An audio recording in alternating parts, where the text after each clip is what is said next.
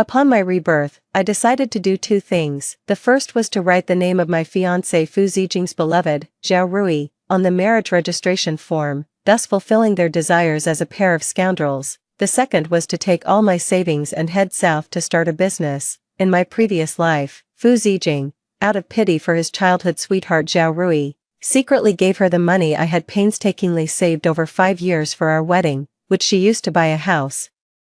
Over 2 decades later, Zhao Rui became a multi-millionaire through house demolition. Meanwhile, I lived in a dilapidated rural house with leaky walls, taking care of Fu Zijing's bedridden mother and raising 2 children, all while uncomplainingly enduring the hardships. On the day I died from exhaustion, Fu Zijing was in the big city, dressed in a suit and holding flowers, celebrating Zhao Rui's 50th birthday. When I opened my eyes again, I had been reborn. 1. The staff dormitory was bustling with people. Seeing me hurrying in, those who knew me greeted me proactively. Lame, I ran into Engineer Fu on the street today. He was buying a ring at the jewelry store. Is it the wedding ring he's preparing for you? Engineer Fu is cultured, good-looking, and romantic. Marrying him is the envy of everyone. Who could disagree? There are so few people like Fu Gong who are both kind and loyal. Kind and loyal, Fu Zijing's kindness and loyalty are all for Zhao Rui. As for me, he just sees me as a servant who is always at his beck and call, ready to work tirelessly. After all, this old servant, love him so much and always have his best interests at heart. I treat his words as if they were sacred commands. With me around, he has no worries at all. I didn't respond to everyone's words and just quickly made my way through the crowd and went home. I closed the door and rushed to my room. Opened the box by the bed, and inside was the familiar tin box. I reached out and opened it. The neatly arranged money in the tin box came into view, and I let out a sigh of relief. Thank goodness, there's still time. I carefully counted the money in the tin box, and it was exactly 5,000 yuan, no more, no less. This is the salary I saved after 5 years of hard work and frugal living. In my previous life, I couldn't bear to eat or wear well, tightening my belt to save this money. Dreaming of marrying Fu Zijing and having children to live a happy and fulfilling life. But how did Fu Zijing treat me? He secretly gave this money to his childhood sweetheart Zhao Rui to buy a house behind my back, afraid that I would find out the truth and make a scene. He even lied to me, saying that the money was stolen by a pickpocket on his way to buy wedding supplies. I had no doubt about Fu Zijing's words and even comforted him that money could be earned again if lost. Later, Fu Zijing's mother fell down the stairs and broke her leg. Fu Zijing said his mother was sick and needed care, so I took the initiative to resign and return home to take care of her. As soon as I went back to the countryside to take care of Fu Zijing's mother, Zhao Rui took over my job. While I was in the countryside tending to Fu Zijing's mother's every need, Fu Zijing was in the city with Zhao Rui, showing their affection for each other. Later, Fu Zijing moved to a larger city for work due to a job transfer, and he took Zhao Rui along to enjoy the good life, but he didn't spare a thought for me, his wife. I spent half my life caring for my mother-in-law and raising 2 children. At nearly 50, I thought I could finally enjoy life, only to discover that Fu Zijing had been keeping a separate family with Zhao Rui behind my back. If Zhao Rui hadn't come back to sell the house and gloated about the truth to me, I would have never known Fu Zijing's true nature until my dying day. Knowing the truth, I would never marry Fu Zijing in this lifetime. I'm taking my money and leaving this place. I took the money out of the tin box and left the house with it. Since I plan to do business in the south, I need to check the train tickets first. I rushed straight to the train station and saw Fu Zijing and Zhao Rui walking out of a store together, carrying large bags and small bags, looking very close, too. Seeing Fu Zijing and Zhao Rui, I quickly ducked into a nearby store to avoid them. To my surprise, the 2 of them followed me inside. Fu Zijing came shopping with Zhao Rui, and he's completely focused on her, not even noticing me. The 2 of them were browsing items at a counter some distance away from me. As they picked items, Zhao Rui asked Fu Zijing in a coquettish voice, "Brother Fu, will Sister Lame agree if you give me her job?"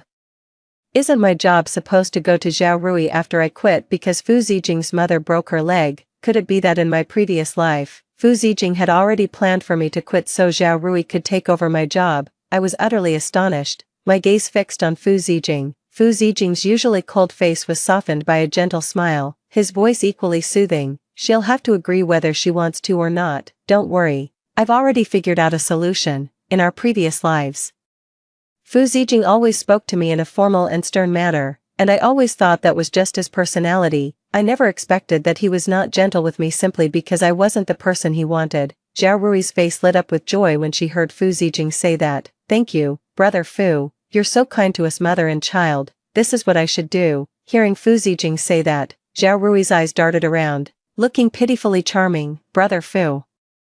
It's just that Xiao Gang and I are new here, and it's not right to keep troubling you. If only we could have a place to stay. Zhao Rui biting her lip, looking so pitiful that anyone would feel sympathy. Seeing her like that, Fu Zijing couldn't bear to refuse, gently comforting. Don't worry, I'll figure something out for your housing situation. What can you do about it? You're only living in a dorm yourself now. Zhao Rui's pitiful expression was impossible for any man to resist.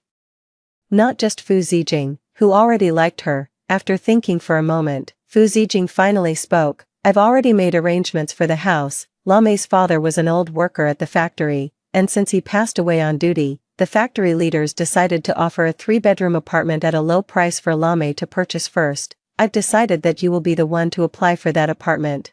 Zhao Rui's eyes sparkled with excitement, unable to hide her joy. Really? But I doubt Sister Lamei would agree to that, would she? Just don't tell her. Fu Zijing replied lightly. This isn't good, is it? Zhao Rui said hesitantly, then quickly changed the subject. But brother Fu, I'm new here, I don't have any money, and I have a child to raise. Even if you help me get a house, I can't afford to pay for it. Fu Zijing was quite taken by Zhao Rui's gentle and dependent demeanor. Don't worry, I'll figure out the housing payment, just sit back and wait. Hearing Fu Zijing's words, Zhao Rui immediately broke into a smile through her tears. Thank you, brother Fu, you're so kind to us mother and son. Xiao Gang and I will never forget your great kindness. We don't need to be so formal with each other. The two of them shopped for daily necessities and left side by side, completely unaware of me nearby. I never expected Fu Zijing would go this far for Zhao Rui. It turns out that the low-cost apartment Zhao Rui bought in her previous life was allocated to me by the factory as compensation for my father's on-duty death. Fu Zijing actually went behind my back and unilaterally intercepted the house for Zhao Rui, using the money I had painstakingly saved for our wedding to pay for the down payment. Zhao Rui enjoyed the benefits of the house I bought with my own money, not contributing a single cent throughout. What profound love does Fu Zijing have for Zhao Rui? If they hadn't exploited me, I would have been tempted to sing praises for their great love. All I can think of right now are 3 words: shameless couple. 3. I was originally planning to go to the train station to buy a ticket, but after hearing Fu Zijing's words, I immediately changed my mind and headed straight to the factory to find the leader. Hearing my explanation, the leader was quite surprised. You and Engineer Fu are about to get married, so we didn't directly involve you in this matter. Engineer Fu said he would prepare the documents for you to sign and then submit them, but we've already reminded him several times, and he still hasn't prepared them. Hearing the leader's words, I suddenly remembered something that happened in my previous life. Around the same time, Fu Zijing came home with some documents for me to sign.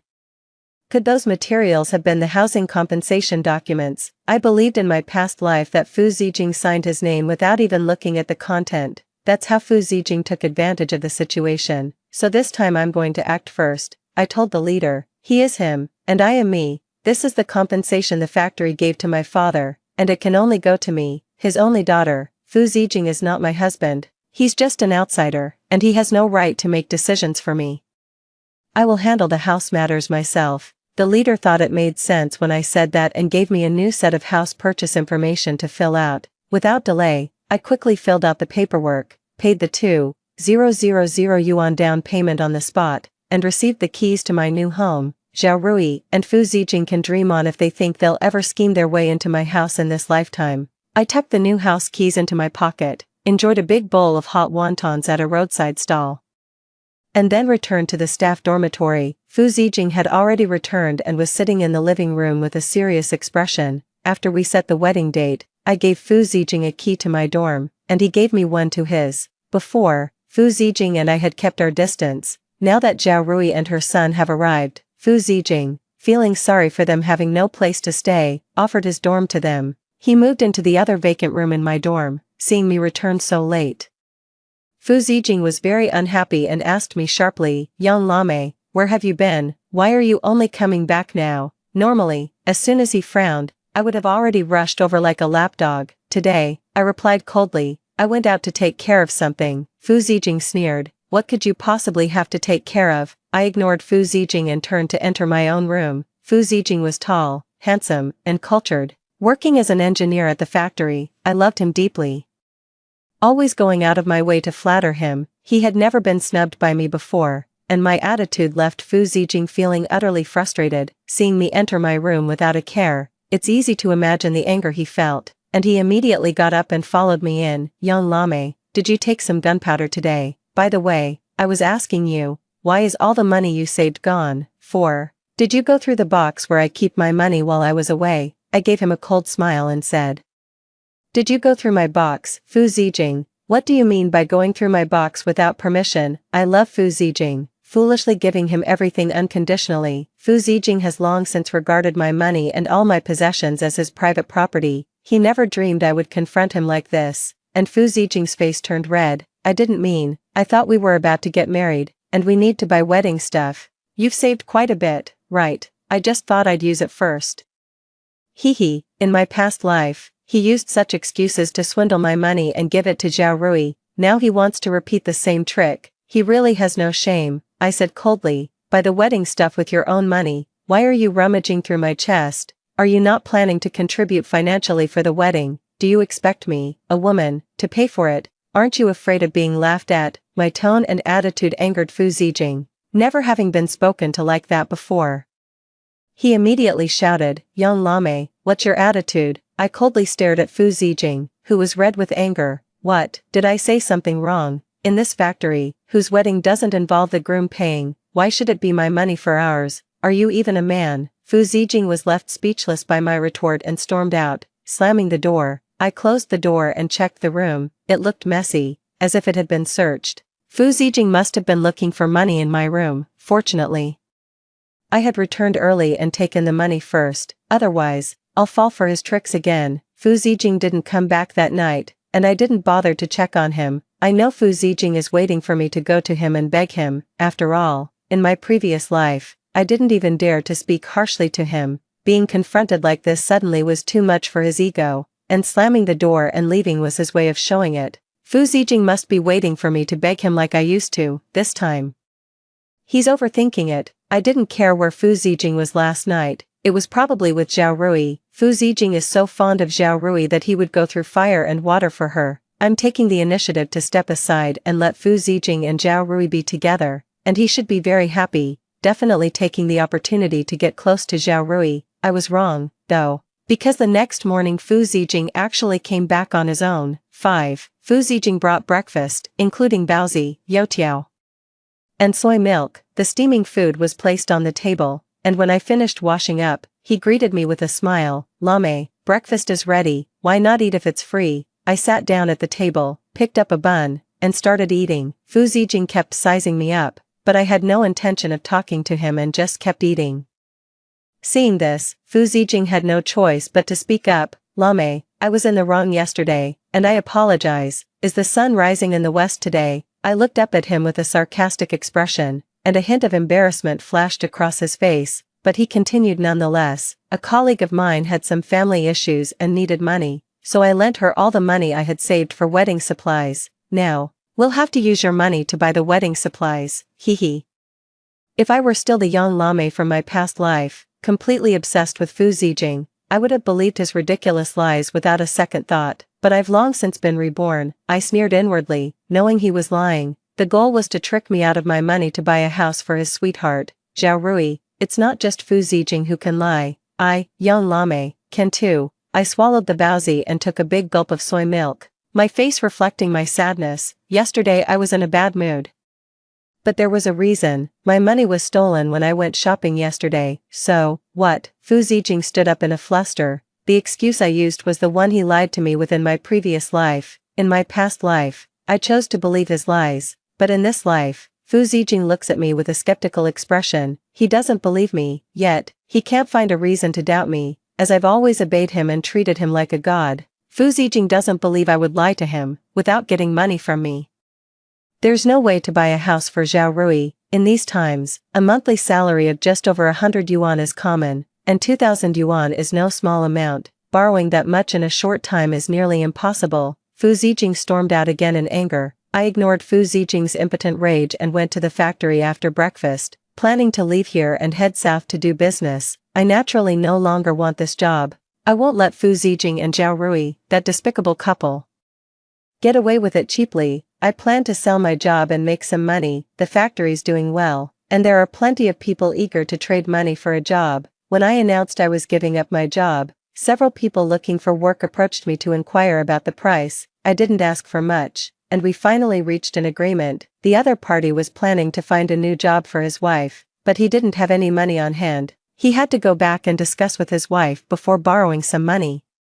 After agreeing on a time with the other party, I returned to my place in high spirits. I had just sat down and taken a sip of water when Zhao Rui arrived. 6. Zhao Rui came to provoke me on purpose. She swayed her snake-like waist in front of me, proudly telling me, "Sister Lame, Brother Fu spent the whole day with me yesterday, helping me buy things. I didn't have any money, so I used his salary. He also said that since I'm new here and don't have money to live on, he'll give me half of his salary in the future." Zhao Rui had said these words to my face in my previous life, and I was so angry that I trembled, cursing her for being shameless and causing a scene with Fu Zijing. In the end, I gained nothing and only made Fu Zijing more annoyed with me. Zhao Rui is pulling this stunt again in this life, but I'm not reacting. My gaze fell on Zhao Rui, and I noticed her brand new outfit looked familiar. This seems to be the dress I bought for the wedding.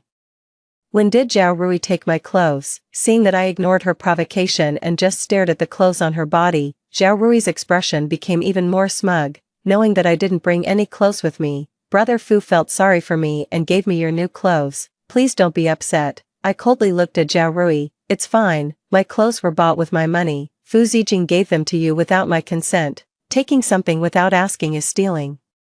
I'll handle this myself and ask him for the money. Zhao Rui snorted when she heard me say that. What are you pretending for? Do you dare to ask Brother Fu for money? With your looks, you're lucky your ancestors burned high incense to marry Brother Fu. Believe me, I can make Brother Fu break up with you right away. Does Fu Zijing really listen to you like that? What are you to him? I retorted with a cold smile. Zhao Rui was momentarily speechless, then grew flustered and angry.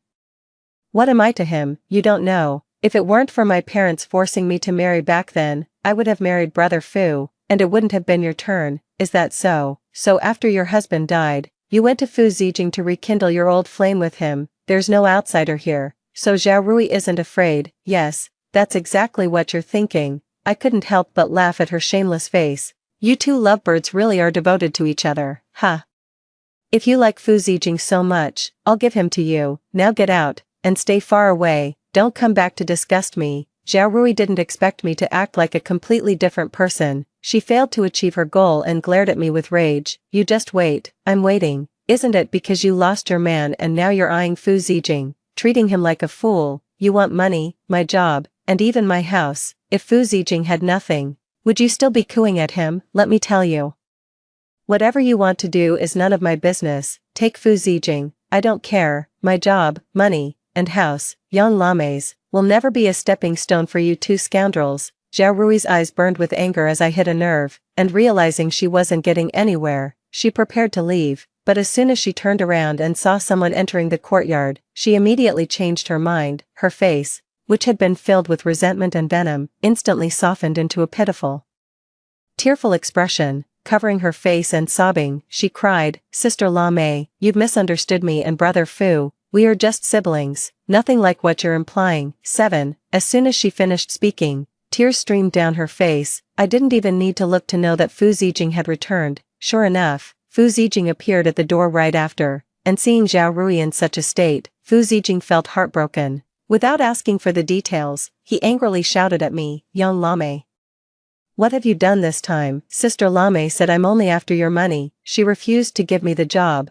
wouldn't let me have the house, and even slandered that our relationship was improper. Zhao Rui spilled everything I wanted to say to Fu Zijing. Hearing Zhao Rui bring up the job and the house on her own, Fu Zijing's expression was grim. He had never intended to expose his dark thoughts to me. Being so blatantly exposed like this was utterly humiliating. After feeling ashamed and angry, Fu Zijing lost his temper and yelled at me, "Young Lame, you've gone too far. Apologize to Rui." I always knew Fu Zijing was ruthless and heartless toward me. I always knew he had been using me. Despite everything I was moved to tears by his blind favoritism towards Zhao Rui, a lifetime of love, a lifetime of sacrifice, a lifetime of wasted years, all for such a man. I truly am not worth it. I weep with sorrow for the ignorance and pity of my past self. Seeing my eyes redden, Fu Zijing was taken aback and awkwardly signaled Zhao Rui to leave. After Zhao Rui left, he closed the door and sat down across from me. Lame, let's have a proper talk. I wiped away the tears from the corners of my eyes and coldly stared at him. To my surprise, Fu Zijing took the initiative to explain. Lame, there's nothing between Rui and me, we're completely innocent. I just feel sorry for Rui. You know how pitiful Ru Yuan's situation is now. She's lost her husband and has to raise a child. I just want to help her. Hee. If I hadn't experienced the past life, I would have believed his explanation. No matter how much he tries to explain, it's useless. I continue to silently watch Fu Zijing. Fu Zijing has never seen me like this before. After hesitating for a moment, he comes over and takes my hand. Lame, I didn't mean to hide the house matter from you. Rui and her child have nowhere to live, and it's not good for them to stay in my dormitory, so I thought of preparing a house for Rui to move out, so you wouldn't be upset with me because of her. What a noble-sounding excuse. But why should I give up my own house for Zhao Rui? I asked him word by word. Why should I give up my house for Zhao Rui, who is no relation of mine? Fu Zijing was momentarily at a loss for words, then said after a while, Rui grew up with me, and I owe a debt of gratitude to her parents, so I need to repay her. You can repay her yourself. Why drag me into this? If I remember correctly, you've already given her quite a bit of money, haven't you? You even promised to give her half of your salary. Isn't that enough to repay your debt of gratitude? Gratitude isn't just about money. Lame, let's help Rui this one time. Okay, I'm begging you. No way. I refused Fu Zijing's request. I didn't expect you to be so stubborn. Fu Zijing got angry. We're about to get married, and as husband and wife, we are one. The husband leads the wife, so you must listen to me. What if I don't listen? If you don't listen to me and don't give the house to Rui and her child, then don't even think about marrying me. 8. Fu Zijing finally said the words he had always wanted to say to me. In my previous life, after my father's death, I was deeply attached to Fu Zijing, always seeing him as my salvation. In my previous life, the thing I feared most was Fu Zijing breaking up with me. What I feared most was Fu Zijing abandoning me. So, even though I knew he was getting too close to Zhao Rui in an unhealthy way, I swallowed my pride and kept quiet. I always thought I was obedient and kind enough, that Fu Zijing would understand my heart if I gave enough for him. He would pity me and be good to me. Unfortunately, Yang Lame of the previous life never saw that day. She died in that cold, lonely, tired, and painful winter night. This life's Yang Lame won't be so foolish anymore. I stared at Fu Zijing for a long time and slowly said, alright, then we won't get married. Fu Zijing hadn't expected me to say that, and he looked at me. Flustered and unsure of what to do, I coldly stared at Fu Zijing. Since we're not getting married, you don't need to stay here anymore. Please pack up your things and leave immediately. Fu Zijing stared at me in utter shock, his expression as if his mind had gone blank. It's no wonder Fu Zijing was so shocked. In her previous life, Yang Lame would never have spoken to him like this or kicked him out. Yang Lame gave her life for him. Now that the mask is off, I don't want to spend a single minute under the same roof as this heartless man. I threw all of Fu Zijing's things out of the room and right at his feet. Fu Zijing's shock and disbelief turned to panic. Realizing I wasn't joking and was serious about kicking him out, he fled in a hurry. After speaking to Fu Zijing like that, given his pride and self-respect, I thought our relationship was over. I underestimated Fu Zijing's determination to help Zhao Rui. He would do anything for the woman he loves, including threatening and slandering me to force me to comply. 3 days later, after buying a train ticket south, I returned, planning to sell my job to the person I had negotiated with and leave, when suddenly something happened. I encountered Zhao Rui's son, Xiao Jiang, in the courtyard. Xiao Jiang saw me and charged at me with a hostile look. I didn't know what he was going to do, so I instinctively stepped aside. Xiao Jiang fell heavily to the ground, and his head hit the ground, causing blood to flow out quickly. Without thinking, I instinctively reached out to help him up, but this little brat grabbed my hand and bit it hard. The pain made me fling him away forcefully, and Xiao Gang fell to the ground again. He let out a thunderous scream, crying out, Yang Lame is hitting me. At Xiao Gang's piercing cry, Zhao Rui immediately ran over. She ignored Xiao Gang and grabbed my hand, asking, Yang Lame, why did you hit someone? Zhao Rui screamed and accused me. While Xiao Gang clung tightly to my leg, my former colleagues rushed over to ask what was happening, and Zhao Rui and her son kept insisting that I had hit someone. There were no witnesses at the time of the incident, only Xiao Gang. Everyone's gaze towards me changed, and Zhao Rui shrieked, demanding to send me to the police station. I naturally denied everything I didn't do, and just as things were getting heated, Fu Zijing appeared. Fu Zijing stopped Zhao Rui from calling the police to arrest me. He said he would handle the matter and wanted to have a proper talk with me. By now, I had a pretty good idea of the purpose behind Fu Zijing and Zhao Rui's scheme to frame me. 9. Indeed, the first thing Fu Zijing said to me was, Xiao Zhang has both eyewitnesses and physical evidence of his injury. You can't escape blame. The police will definitely arrest you. I quietly watched Fu Zijing, and he felt ashamed under my gaze. Lowering his head and continuing, I can convince Rui not to report this, so you won't get a criminal record for intentional injury, but you need to show some sincerity. Promise me one thing. Seeing Fu Zijing speaking clearly with his head down, my heart sank. I always knew they were a bunch of scoundrels, but I never expected them to scheme against me like this. I was still too naive. I thought that by stepping aside to let them have their way, I could protect myself. Little did I realize that if they had ulterior motives from the start, how could they possibly let go? I regret my carelessness and stupidity. Fu Zijing was willing to be an accomplice for Zhao Rui and her child. Things have come to this point, and I have no other options. I don't want a criminal record, I don't want to waste my energy, and I don't want to get entangled with those two losers. I spoke in a hoarse voice. You're not getting the house. I'd rather die than give it to Zhao Rui. It's what my father earned with his life. Fu Zijing was silent for a moment before saying, we don't need the house, but you have to give your job to Rui. Don't worry, we'll still get married as planned, and I'll take care of you in the future. He probably thinks I'm desperate to marry him. I felt sick just hearing him say that. And I feel sick every minute I spend with Fu Zijing. Fortunately, I had no intention of marrying him, and I never wanted to live that kind of miserable life. Staying away from Fu Zijing, this despicable man, is what I urgently need to do now. After weighing everything, I agreed. Alright, give the job to Zhao Rui, and you can leave. Surprisingly, Fu Zijing didn't seem as happy as I expected. He even reached out to hug me. Lame, you've been wronged in this matter. Don't worry. I'll treat you well after we get married. I definitely won't let you suffer.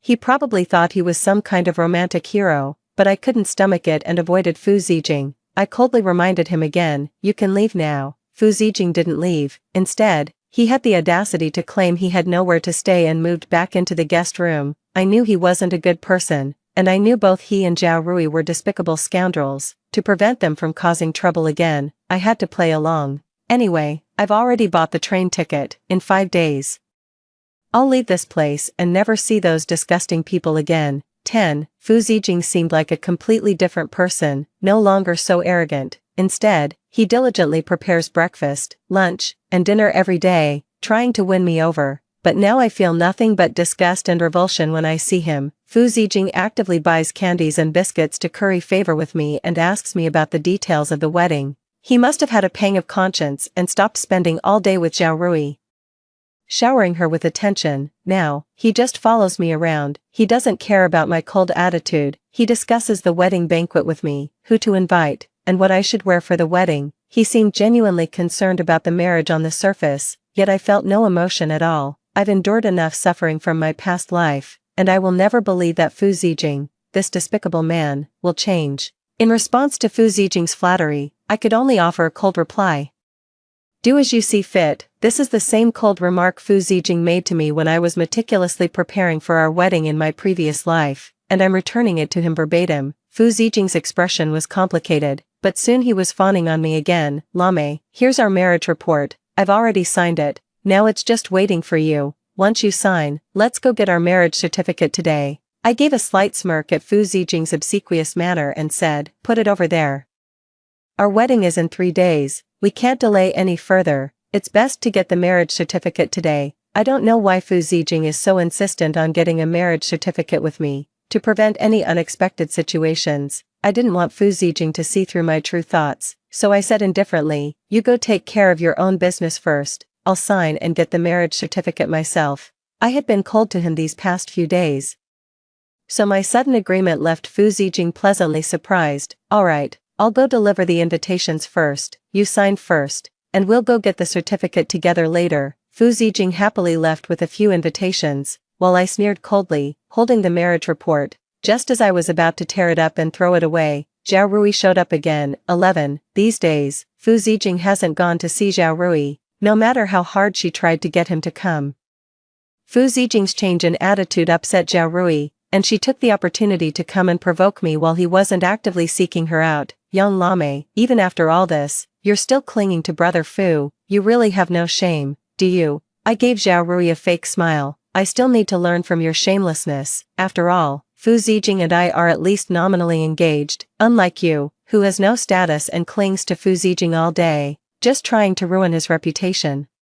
My words hit home, making Zhao Rui furious. She glared at me with venom. "You don't think you've won, do you? Let me tell you, be smart and break off your engagement with brother Fu right now, or you'll regret it later." "What if I don't, Zhao Rui? I know you want to marry Fu Zijing. He's an engineer now, making over 100 yuan more than an ordinary worker each month, with a bright future ahead. You want to replace me, but why should I let you have your way?" I glared at Zhao Ruiyuan with a cold smile, deliberately waving the marriage report in front of Zhao Rui. Zhao Rui's face changed when she saw the marriage report. A look of resentment flashed in her eyes. "Young Lame, Fuga doesn't even like you, so how could he possibly marry you? He's enduring all this humiliation for me. Really, if he likes you so much, why did he have to marry me? Why didn't he marry you?" "That's because brother Fu didn't want me to suffer. I don't mind telling you. Xiao Gang's scheme to frame you was brother Fu's idea. He had already planned to give me your job. Brother Fu was going to lure you in by saying his mother was sick and needed care, but then you suddenly changed, so brother Fu had no choice but to use Xiao Gang to frame you." Zhao Rui was completely fearless. "She didn't take me seriously and told me everything. Brother Fu agreed to marry you just for your house, money, and salary. If it weren't for those reasons, he wouldn't have treated you like this. He told me himself that he doesn't like you at all. He just wants to use you. After all, you're easy to manipulate, obedient, and you're obsessed with him." Zhao Rui thought I would be furious and lose my temper, but I only felt indifference. After all, I already knew what Fu Zijing was like in my previous life, so there was no need for her to remind me. I ended Zhao Rui's provocation with a glass of water, and she left, dripping wet and cursing angrily.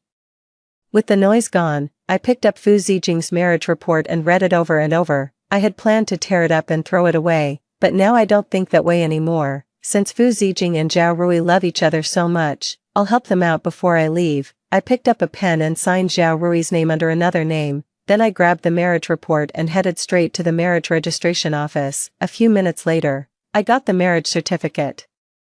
Looking at Zhao Rui and Fu Zijing's names on it, I smirked. In this lifetime, I wish Fu Zijing and Zhao Rui a long and loving relationship, never to be separated. 12. When Fu Zijing returned, it was already evening, and he brought me some pastries again.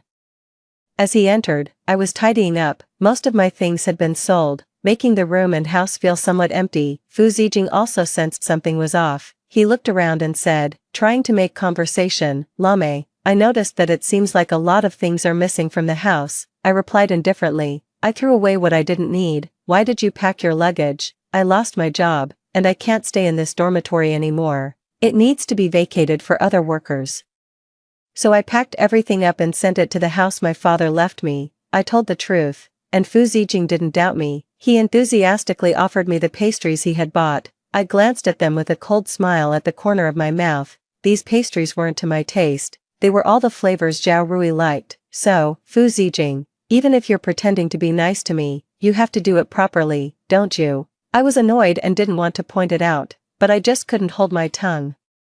"These pastries are all savory. I don't like savory pastries, I prefer sweet ones." Fu Zijing's face showed embarrassment. I was wrong, Lame, it's all my fault. I'll buy your favorite pastries from now on." I didn't say a word and turned to go into the house. Seeing my cold attitude, Fu Zijing's face showed a hurt expression. He brought up the marriage report. "Lame, have you signed the marriage report?" "Signed. And I've already picked up the marriage certificate." Hearing this, Fu Zijing relaxed and said, "Where's the marriage certificate? Let me see it." "There's nothing to see. I've already put it away at the bottom of the box. It's too much trouble to dig it out again." Fu Zijing must have believed my story, as he happily went to prepare dinner. The dinner was sumptuous, with fish and meat. Just as Fu Zijing and I picked up our bowls, there was a hurried knock at the door. accompanying the knock was Zhao Rui's voice. Brother Fu. Xiao Jiang is suddenly vomiting nonstop, please come and take a look. I continued eating without any reaction, while Fu Zijing stopped his chopsticks and looked at me. He didn't rush out heedlessly as he used to, but instead looked at me cautiously. Lame, if you're worried, go check it out. Why don't we go together? I won't, I'm not related to them, and I'm not a doctor, going would just be a nuisance. Fu Zijing hesitated when he heard me say that.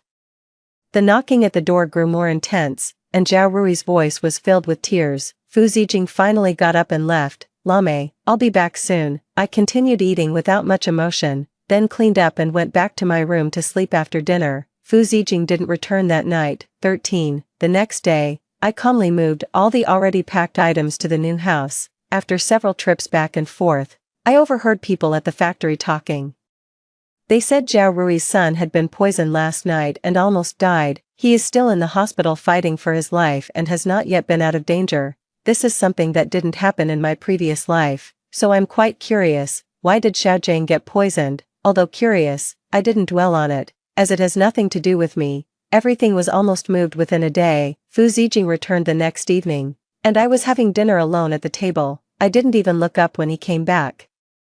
I just kept eating. He walked over and sat down at the table. Xiao Jiang was poisoned, it's serious, and Rui is very scared alone, so I stayed at the hospital to keep her company. I impatiently interrupted him. Can you not tell me about other people's business? I don't care and I don't want to know. Fu Zijing was momentarily at a loss for words before he finally said, Lame, are you upset? No. There's no reason to be upset over something unrelated. Before Fu Zijing could say anything else, I got up and took the dishes to the kitchen. He stood in the middle of the room, his gaze heavy as he looked at me, but I gave him no response and went straight to the bedroom. Tomorrow I'll be leaving, and I'm calmly washing up and lying in bed, ready to rest. There was a knock at the door. I was impatient. What is it? Lame, open the door. I have something to give you. I opened the door to find Fu Zijing standing there with a red box in his hand. He handed me the box, his face full of anticipation. Open it and see. I opened it without much emotion, only to discover it was a gold ring. This ring hadn't appeared in front of me in my previous life, but I remember its shape. The plum blossom shape is very delicate and beautiful. In my previous life, Zhao Rui wore it on her finger when she came back to sell the house and met me. At that time, Zhao Rui looked like a wealthy lady adorned with jewels, while I was haggard. Zhao Rui raised her finger to show me the ring on her hand. This is the wedding ring Zijing bought for me. I clearly remember the suffocation, anger, and despair I felt at that moment. So why is this ring suddenly in front of me now? I felt no joy, only disgust. I looked at Fu Zijing, enunciating each word. What do you mean? 14. Fu Zijing smiled and explained, this is the wedding ring I bought for you. Try it on and see if it fits. I didn't try it on, just closed the box coldly. Seeing my cold attitude, Fu Zijing's expression turned gloomy. I didn't want to cause any trouble before I left, so I said indifferently, since it's an engagement ring, let's wait until the wedding to wear it. After all, we should emphasize the sense of ceremony. Fu Zijing smiled instantly when he heard me say that. Alright, I'll keep it safe and put it on you at the wedding tomorrow. Wedding? There won't be a wedding for us. Tomorrow's wedding will go on as planned.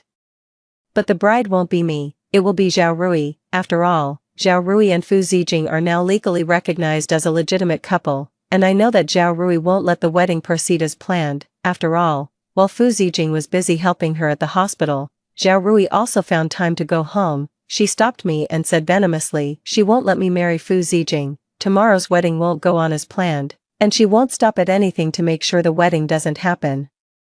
Zhao Rui thought I would care about her threats, but I just coldly told her 3 words, do as you please. The night passed quickly, and the next morning Zhao Rui came to find Fu Zijing again. It was still about her son Xiao Jiang's situation, and Fu Zijing was very troubled. I'm getting married today. Zhao Rui knelt down and refused to leave the doorway. Brother Fu, you're the one who told me to bring my child here to seek refuge with you. You promised to take care of us. But now Xiao Jiang's life is uncertain, and you're going ahead with your wedding. How can you justify this to us? Zhao Rui wailed and called Fu Zijing away. As he followed Zhao Rui out, he glanced back at me, coldly standing at the door. Lame, I'll be back soon, wait for me, the wedding will proceed as planned. I didn't speak, only gave a meaningful smile. Fu Zijing thought I had agreed. I called out to his and Zhao Rui's hurried backs. Fu Zijing, goodbye forever. I took out Fu Zijing and Zhao Rui's marriage certificate and placed it on the table. Then I picked up a pen and wrote a letter to Fu Zijing on the paper. I'm leaving, Fu Zijing. I wish you and Zhao Rui a long and loving marriage. I put down the pen and paper, grabbed my luggage, and headed straight to the train station. I arrived at the train station an hour early and waited, with time ticking away second by second. Finally, the boarding began, and I picked up my luggage to follow the crowd into the boarding gate. I found my seat, sat down, and let out a sigh of relief. This lifetime, Yang Lame will no longer be anyone's subordinate. I am going to seek a new life that belongs to me. The train slowly pulled out of the station with a whistle, and my gaze drifted out the glass window to the scenery beyond. Farewell. The place where I lived for over 2 decades. As I turned away, I suddenly saw a familiar figure rushing towards me. Fu Zijing, 15. Fu Zijing followed Zhao Rui to the hospital, but he was preoccupied the whole time. Xiao Gang was rushed into the operating room for emergency treatment, while Zhao Rui sobbed beside him. Fu Zijing, however, had no desire to comfort or console. He only felt irritated. He clearly remembered that Xiao Gang had already recovered and was improving when he left the hospital. And the doctor had said there was nothing serious. Why did it get worse overnight? This shouldn't have happened. His gaze fell on Zhao Rui's face. Her eyes were red and swollen, yet not a single tear fell. Seeing Fu Zijing looking at her, Zhao Rui sobbed and leaned in, reaching for his hand. Brother Fu, if something happens to Xiao Gang, how can I go on living? I can't go on. When Zhao Rui leaned closer, Fu Zijing instinctively moved to the side. Zhao Rui was fully prepared for Fu Zijing to embrace her, and then she would throw herself into his arms, hug him tightly, and cry. She was determined to stop Fu Zijing and Yang Lame's wedding and ruin their marriage, she thought to herself, and Fu Zijing stepped aside. Zhao Rui fell flat on her face unexpectedly, and the pain made her see stars. Fu Zijing, over there, was also stunned to see Zhao Rui sprawled on the ground. Zhao Rui screamed loudly, and as he hesitated, he was about to reach out to help her up, a man came running hurriedly from the end of the corridor. It was an engineer surnamed Li, whom Fu Zijing had called to help prepare for the wedding. Engineer Li was out of breath as he ran. Zijing, something big has happened to Zijing. Seeing Engineer Li, Fu Zijing's heart sank. He retracted his hand that was about to help Zhao Rui and quickly walked toward Engineer Li. What happened? Did Lame get angry? No, it's not that Lame is angry. It's Lame. Lame has left, gone. Fu Zijing wondered if he had heard wrong. Where could young Lame have gone? Where could she have gone? Both her parents are dead, and now she only has herself. Engineer Li handed it to Fu Zijing. Look at this. Weren't you supposed to marry young Lame? How come the marriage certificate is between you and Zhao Rui, and young Lame left you a farewell letter? Fu Zijing snatched the marriage certificate and letter from Engineer Li's hands. Upon seeing the name on the marriage certificate, his eyes widened in fury. When he saw young Lame's message, Fu Zijing bolted out the door. Behind him, Zhao Rui's sorrowful cry echoed, but Fu Zijing did not look back. Fu Zijing had only one thought. He had to keep young Lame. He was determined to keep young Lame no matter what. 15 years later, I returned home in glory after carving out a bloody path in Shenzhen. Accompanied by my assistant, I returned to Jiangqing, where I had lived for over 2 decades, to invest. Jiangqing has undergone rapid changes in the past 15 years, and the once impoverished and backward city is now unrecognizable. The factory where I once worked has closed down, and my former colleagues and acquaintances have all gone their separate ways. My assistant accompanied me as we walked through the streets, gazing at the myriad lights, and I was filled with profound emotions. I recalled my previous life, when I was in my 30s. Toiling day and night in the countryside, my face is weathered, my hands are rough and cracked, and I don't have a single presentable outfit. Now, I live in a spacious and bright villa in Shenzhen, drive a car, and run my own company. I married a man who cherishes me and gave birth to lively and adorable children. My in-laws treat me like their own, and my family is harmonious and happy. It all stemmed from my initial choice. Who could have imagined that 2 choices would lead to 2 completely different outcomes? Walking through the streets of Jiangqing, the sound of chestnuts being roasted and sold echoed in my ears. I turned my head, and my assistant had already called out to the man selling roasted chestnuts. The middle-aged man selling roasted chestnuts wore a thick padded jacket, and one of his legs was slightly disabled. He greeted his assistant with a flattering smile, and the familiar Jiangqing accent made me feel at home. I took the initiative to ask, "Old man, you've been living here for quite a few years, haven't you?" "Yes, I'm a native of Jiangqing." And I've been living here for nearly 40 years. The man skillfully weighed the roasted chestnuts and expertly packaged them to hand over. As he handed over the money, the man looked up at me, our eyes met, and I saw shock and disbelief in his.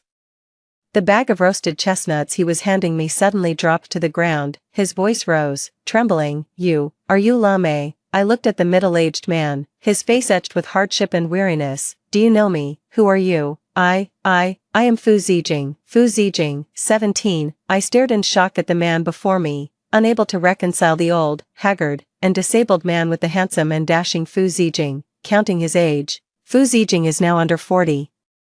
But he looks like an old man in his 60s. Fu Zijing's gaze at me was complicated, his lips twitching. Lame, why didn't you give me a chance? Don't you know how long I've been looking for you? I don't understand why Fu Zijing is looking for me. He loves Zhao Rui so much, and I've already stepped aside for them. Shouldn't he be happy about that? But Fu Zijing's appearance clearly wasn't like that. Although Fu Zijing in his previous life wasn't the kind of person who could have whatever he wanted, his later promotion to the chief engineer of a Fortune 500 company was a sign of success and satisfaction in his career. What happened in this life that made him stay here selling roasted chestnuts instead of going to a big city? Although Fu Zijing and I are old acquaintances, there's not much to reminisce about. Fu Zijing looked at me, too ashamed to exchange polite greetings. The difference in status making him feel embarrassed, he limped away, pushing his cart of roasted chestnuts. I had no intention of prying into his affairs. To me, Fu Zijing was just a passing stranger. I have long since let go. The next day, during an investment meeting, I unexpectedly ran into the factory director. The director looked at me with a sigh and spontaneously brought up Fu Zijing. Only then did I learn what Fu Zijing had gone through after I left, upon realizing he had married Zhao Rui. Fu Zijing refused to let things stand and decided to dissolve his marital relationship with her, but Zhao Rui was unwilling. She fed her son Xiaojiang rat poison in an attempt to sabotage my wedding with Fu Zijing. Initially, the rat poison was not overdosed, and Xiaojiang was successfully rescued in the hospital and out of danger. Unwilling to accept the failure of her scheme, Zhao Rui secretly fed Xiaojiang rat poison again on the morning of my wedding with Fu Zijing. As a result, Xiaojiang was rushed to the emergency room and barely survived after several days of intensive care, but the person was completely useless, reduced to a complete wreck, dragging her son, who had become a useless wreck. Zhao Rui was dumbfounded. She had fully expected that after I left, Fu Zijing would go along with the mistake and marry her, taking care of her and Xiaojiang. To her surprise, Fu Zijing was unwilling. Zhao Rui then threw a tantrum, forcing Fu Zijing to take responsibility for her. It was only then that Fu Zijing saw Zhao Rui's true colors. He didn't want to marry Zhao Rui, so of course she wouldn't let go. She spread rumors everywhere that Fu Zijing had slept with her, which led to my anger and departure. She demanded that Fu Zijing take responsibility for her and her disabled son. Zhao Rui refused to divorce at all costs, and Fu Zijing wouldn't agree to marry her either. Once deeply in love, the two now loathed each other. Zhao Rui refused to let go and relentlessly pursued Fu Zijing. Later, she used her tactics to spend a night with him, and then Zhao Rui became pregnant. Upon hearing that Zhao Rui was pregnant, Fu Zijing's mother came to persuade Fu Zijing and Zhao Rui to live a good life together. Fu Zijing had also come to terms with it and planned to live a good life with Zhao Rui. Just as the two were preparing to live a good life together, an unexpected event occurred. 18. Fu Zijing's mother broke her leg again. Just like in her previous life, Zhao Rui has already given birth to Fu Zijing's child, and she is unwilling to give up her job to take care of Fu Zijing's mother as I did. Since she refused to sacrifice herself, Fu Zijing had to take leave to care for his mother. Without a source of income, they were living off their savings, and life was getting increasingly difficult. Zhao Rui was attracted to Fu Zijing's engineer status, hoping for a better life. Now, Fu Zijing is struggling due to excessive leave and no salary. Moreover, the factory has expressed dissatisfaction with Fu Zijing for not being punctual. Later, as the factory's performance declined and layoffs began, Fu Zijing, the least likely engineer to be laid off, became a laid-off worker. Zhao Rui, the worker who joined halfway, was also justly laid off. Without a source of income, life was tough. With two disabled family members and a baby to feed, Zhao Rui, who had hoped to rely on Fu Zijing for a better life, was completely dumbfounded. She didn't want to stay with Fu Zijing, who had no future. and insisted on divorcing him to remarry. Fu Zijing hated Zhao Rui to death, blaming her for his current state, and thus dragged his feet on the divorce. The two switched roles from before, pulling and tugging at each other. Zhao Rui was never one to back down easily, and since Fu Zijing refused to divorce, she dumped her mentally challenged child Xiaojing and Fu Zijing's child on him to take care of, while she went off to the city to indulge in her wild ways. Zhao Rui was beautiful, well-dressed, and spoke in a coquettish manner. She quickly found another man and, from then on, never went back, spending her days indulging in pleasure and accompanying men. However, Fu Zijing couldn't abandon his paralyzed mother, so he stayed in the countryside to take care of her, occasionally doing small business to support the family. When Zhao Rui found another man and returned to demand a divorce from Fu Zijing, he refused to divorce her, intending to drag her down with him. Zhao Rui's man has some clout and broke Fu Zijing's leg. Listening to the factory director's account, I thought of Fu Zijing's weather-beaten face I saw last night, which was a living reflection of my past life. I couldn't help but laugh. The wheel of karma turns, and no one escapes the heaven's justice. Story 2. After being reborn, I took back all the kindness I had shown Yubai. I no longer starve myself and stuff the saved steamed buns into his arms. I no longer work day and night to subsidize the family so that he can study with peace of mind. In my previous life, Yubai hid most of his salary and secretly gave it to Xu Yuan to start a business. Later, when my gastric cancer flared up and I coughed up blood every day, he, who had achieved success and fame, said that we had no common language. He asked me to let him and Xu Yuan, that ill-fated couple, be together. This time, I will grant his wish. I opened the countdown to the college entrance examination on the calendar and decided to take a path without him. 1. When my cousin handed me the college entrance examination material she borrowed, she looked at me playfully and said, "These are borrowed for your Yubai, right? You've really gone to great lengths for him. Now that the college entrance examination has been restored, if he gets into university in the future, you'll finally have a better life." I smiled but didn't say anything. My cousin was wrong. These books were borrowed for myself. Moreover, in the days to come, there will be no sweetness between Yubai and me. There will only be endless bitterness. However, fortunately, I don't plan to be with him anymore. 2. From now on, I no longer have to starve myself day after day.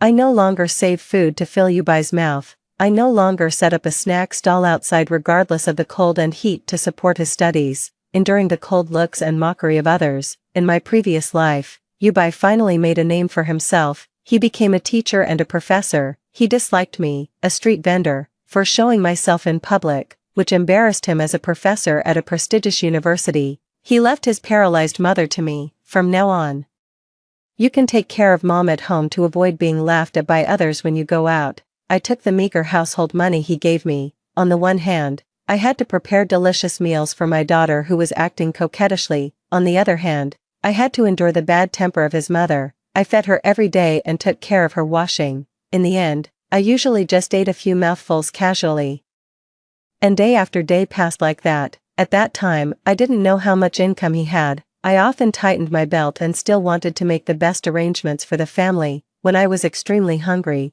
I drank cold water mouthful by mouthful in the kitchen in the middle of the meal. It seemed that my stomach became numb, then I wouldn't feel hungry anymore. It wasn't until later that I knew. Yubai hid most of his salary and secretly gave it to Xu Yuan to start a business. Later, his mother died, and our daughter grew up, and I was left with nothing but full-body illnesses. At that time, Yubai disliked me even more. He said that I didn't understand his ambitions and couldn't touch his thoughts. As a housewife, I had no common language with him. He hugged his head in pain and said that he had had enough. It seemed that he was more wrong than me. Even our daughter said, "Mom, let Dad go. Don't you realize that he's only in pain every day when he's with you? Aunt Sue has been waiting for him for so many years. He wasted his whole life on you. Let him spend his remaining days with Aunt Sue in peace." Compared with me, a housewife who knew nothing, Xu Yuan, a successful businesswoman, could give my daughter luxury cars and designer bags without blinking an eye. She took my daughter to high-end places and introduced her to social celebrities, but it was me who taught my daughter to speak word by word when she was babbling. It was me who carried her to the hospital in the rain when she had a high fever in the middle of the night. I hysterically smashed everything in the house. I said that I would never let those ungrateful people have a good time. At that time, they looked at me like I was a lunatic. Later, Yubai simply moved into Xu Yuan's house with our daughter. When my gastric cancer flared up and I vomited blood while lying on the ground, they were like a real family of three, traveling around the country. Their photos were posted online. One was a learned scholar from a prestigious university, and the other was a wealthy business elite. Everyone said they were a perfect match. So, I decided to let Yubai and Xu Yuan, that ill-fated couple, be together. I don't want him anymore. I will never give birth to that ungrateful child again. In this life, I will take a path without them. 3. When I got home, Yubai was cooking noodles in the kitchen. He used the 1 gene of fine noodles that he exchanged with 10 gene of coarse grains. He used eggs to make the soup base and added the vegetables I planted. He made a bowl of fragrant noodles and brought it to Xu Yuan. Xu Yuan, wearing a floral shirt, stood beside him, sniffing cutely. She said softly, "It smells so good, Brother Bai. Your cooking is really good. I wish I could eat your noodles every day." In the village, food is still distributed according to work points every day. Xu Yuan and Yubai are both educated youths who went to the countryside. When Yubai first came, he couldn't even dig the ground. Xu Yuan was even more useless. She hurt her toe on the first day and rested at the educated youth spot for half a month. When it came to sharing the harvest, they received very little food and often didn't have enough to eat, until Yubai saved me when I fell into the water. The scene of us hugging each other, both of us soaked, was seen by others. Rumors spread in the village. And he had to marry me. After we got married, we received more work points. He exchanged the little food we had for fine white noodles, and Xu Yuan became a frequent visitor to our house. Yubai smiled and said, "If you like it, you can come often. Anyway, you don't eat much." He turned around and saw me, and his expression froze awkwardly. Before, he secretly cooked for Xu Yuan when I wasn't at home. This was the first time I caught him in the act. Xu Yuan looked innocent and said, "Sister-in-law, you're back. Brother Bai specially made noodles. Do you want to have some?" She looked so at ease that she was more like the mistress of the house than me. Indeed, Yubai gave her the confidence. I sneered in my heart and said to Yubai, "From now on, our work points will be calculated separately, and we'll eat our own food." He did this before because he knew, even if I was starving to death, I would fill his stomach first. But this time, I'm not that stupid anymore. Before Yubai could speak, Xu Yuan was on the verge of tears and said, "Sister-in-law, don't blame Brother Bai. It's my fault. Please don't quarrel. I won't come here again." She rushed out crying, and Yubai looked at me disappointedly and said, "Jian, do you have to be so mean? How could you become like this?" He used this trick on me before, and it worked especially well. At that time, I was full of him in my heart. He was an educated youth who went to the countryside. He was tall and gentle, completely different from the sweaty men in the village. If he hadn't saved me when I accidentally fell into the water, we wouldn't have ended up together. My low self-esteem made me always care about his thoughts. I treated him like a bodhisattva enshrined in a shrine. I was afraid that he would be unhappy in the slightest, but now, I just curled my lips coldly. "Think whatever you want." 4. Yubai was startled by the coldness on my face and stared at me without saying a word. I ignored him and went into the room alone. A few minutes later, Yubai chased out with the bowl in his hand. Indeed, he specially cooked the noodles for Xu Yuan, and he naturally wanted to feed them to her. A sharp pain rushed through my heart. I once thought that after living a lifetime, those wounds had long been buried by time, but it turned out that it wasn't that easy to get over. Those feelings of unwillingness were deeply engraved in my heart like scars. They reminded me over and over again. I withdrew my gaze and drew a circle heavily on the day of the college entrance examination on the calendar. In my previous life, I originally had the opportunity to take the college entrance examination. Although I grew up in the village, I also studied until the first year of high school. Later, the college entrance examination was restored, but I had already married Yubai. We didn't have enough money at home, and someone had to subsidize the family. Naturally, I was the one who made the sacrifice. When I finally supported Yubai to succeed, when I picked up the books again, our daughter, who had no one to take care of her, was crying loudly beside me. Yubai rushed out of the study with an impatient look on his face. He asked me if I knew how to be a mother and why I was so heartless as to leave our daughter alone. I suggested that he give me a hand, but he questioned me, asking what we would use to support the family if he didn't work. I compromised step by step like this, until wrinkles crept up my eyes, and the years wasted away. In the silent night, I once held the college entrance examination materials of that year and reviewed and read them over and over again. It seemed that only in this way could I feel the regret in my heart. Now that God has given me a chance to start over, I will never allow anyone to block my path. I opened the book and murmured in my heart, just 1 month. I just need to wait for 1 more month. 5. When Yubai came back, it was already night. Looking at the cold stove at home, he was obviously stunned. In the past, no matter how late he came home, there was hot water and food waiting for him. It had only been a day, and he was already not used to it.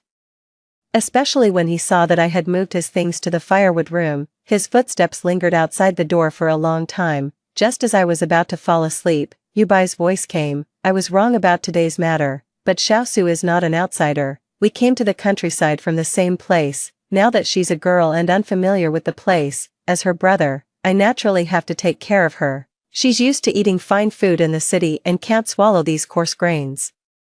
She was already thin from hunger before. As her brother, how can I just ignore her? Brother, he really found a good excuse for himself. In my previous life, this brother slept with his good sister in the same bed. The room fell silent again, and only the sound of Yubai's and my breathing rose and fell. I don't know how long it took, and his voice sounded muffled again. If you're not happy, I won't let her come to the house for a meal anymore. I turned over and pretended not to hear him.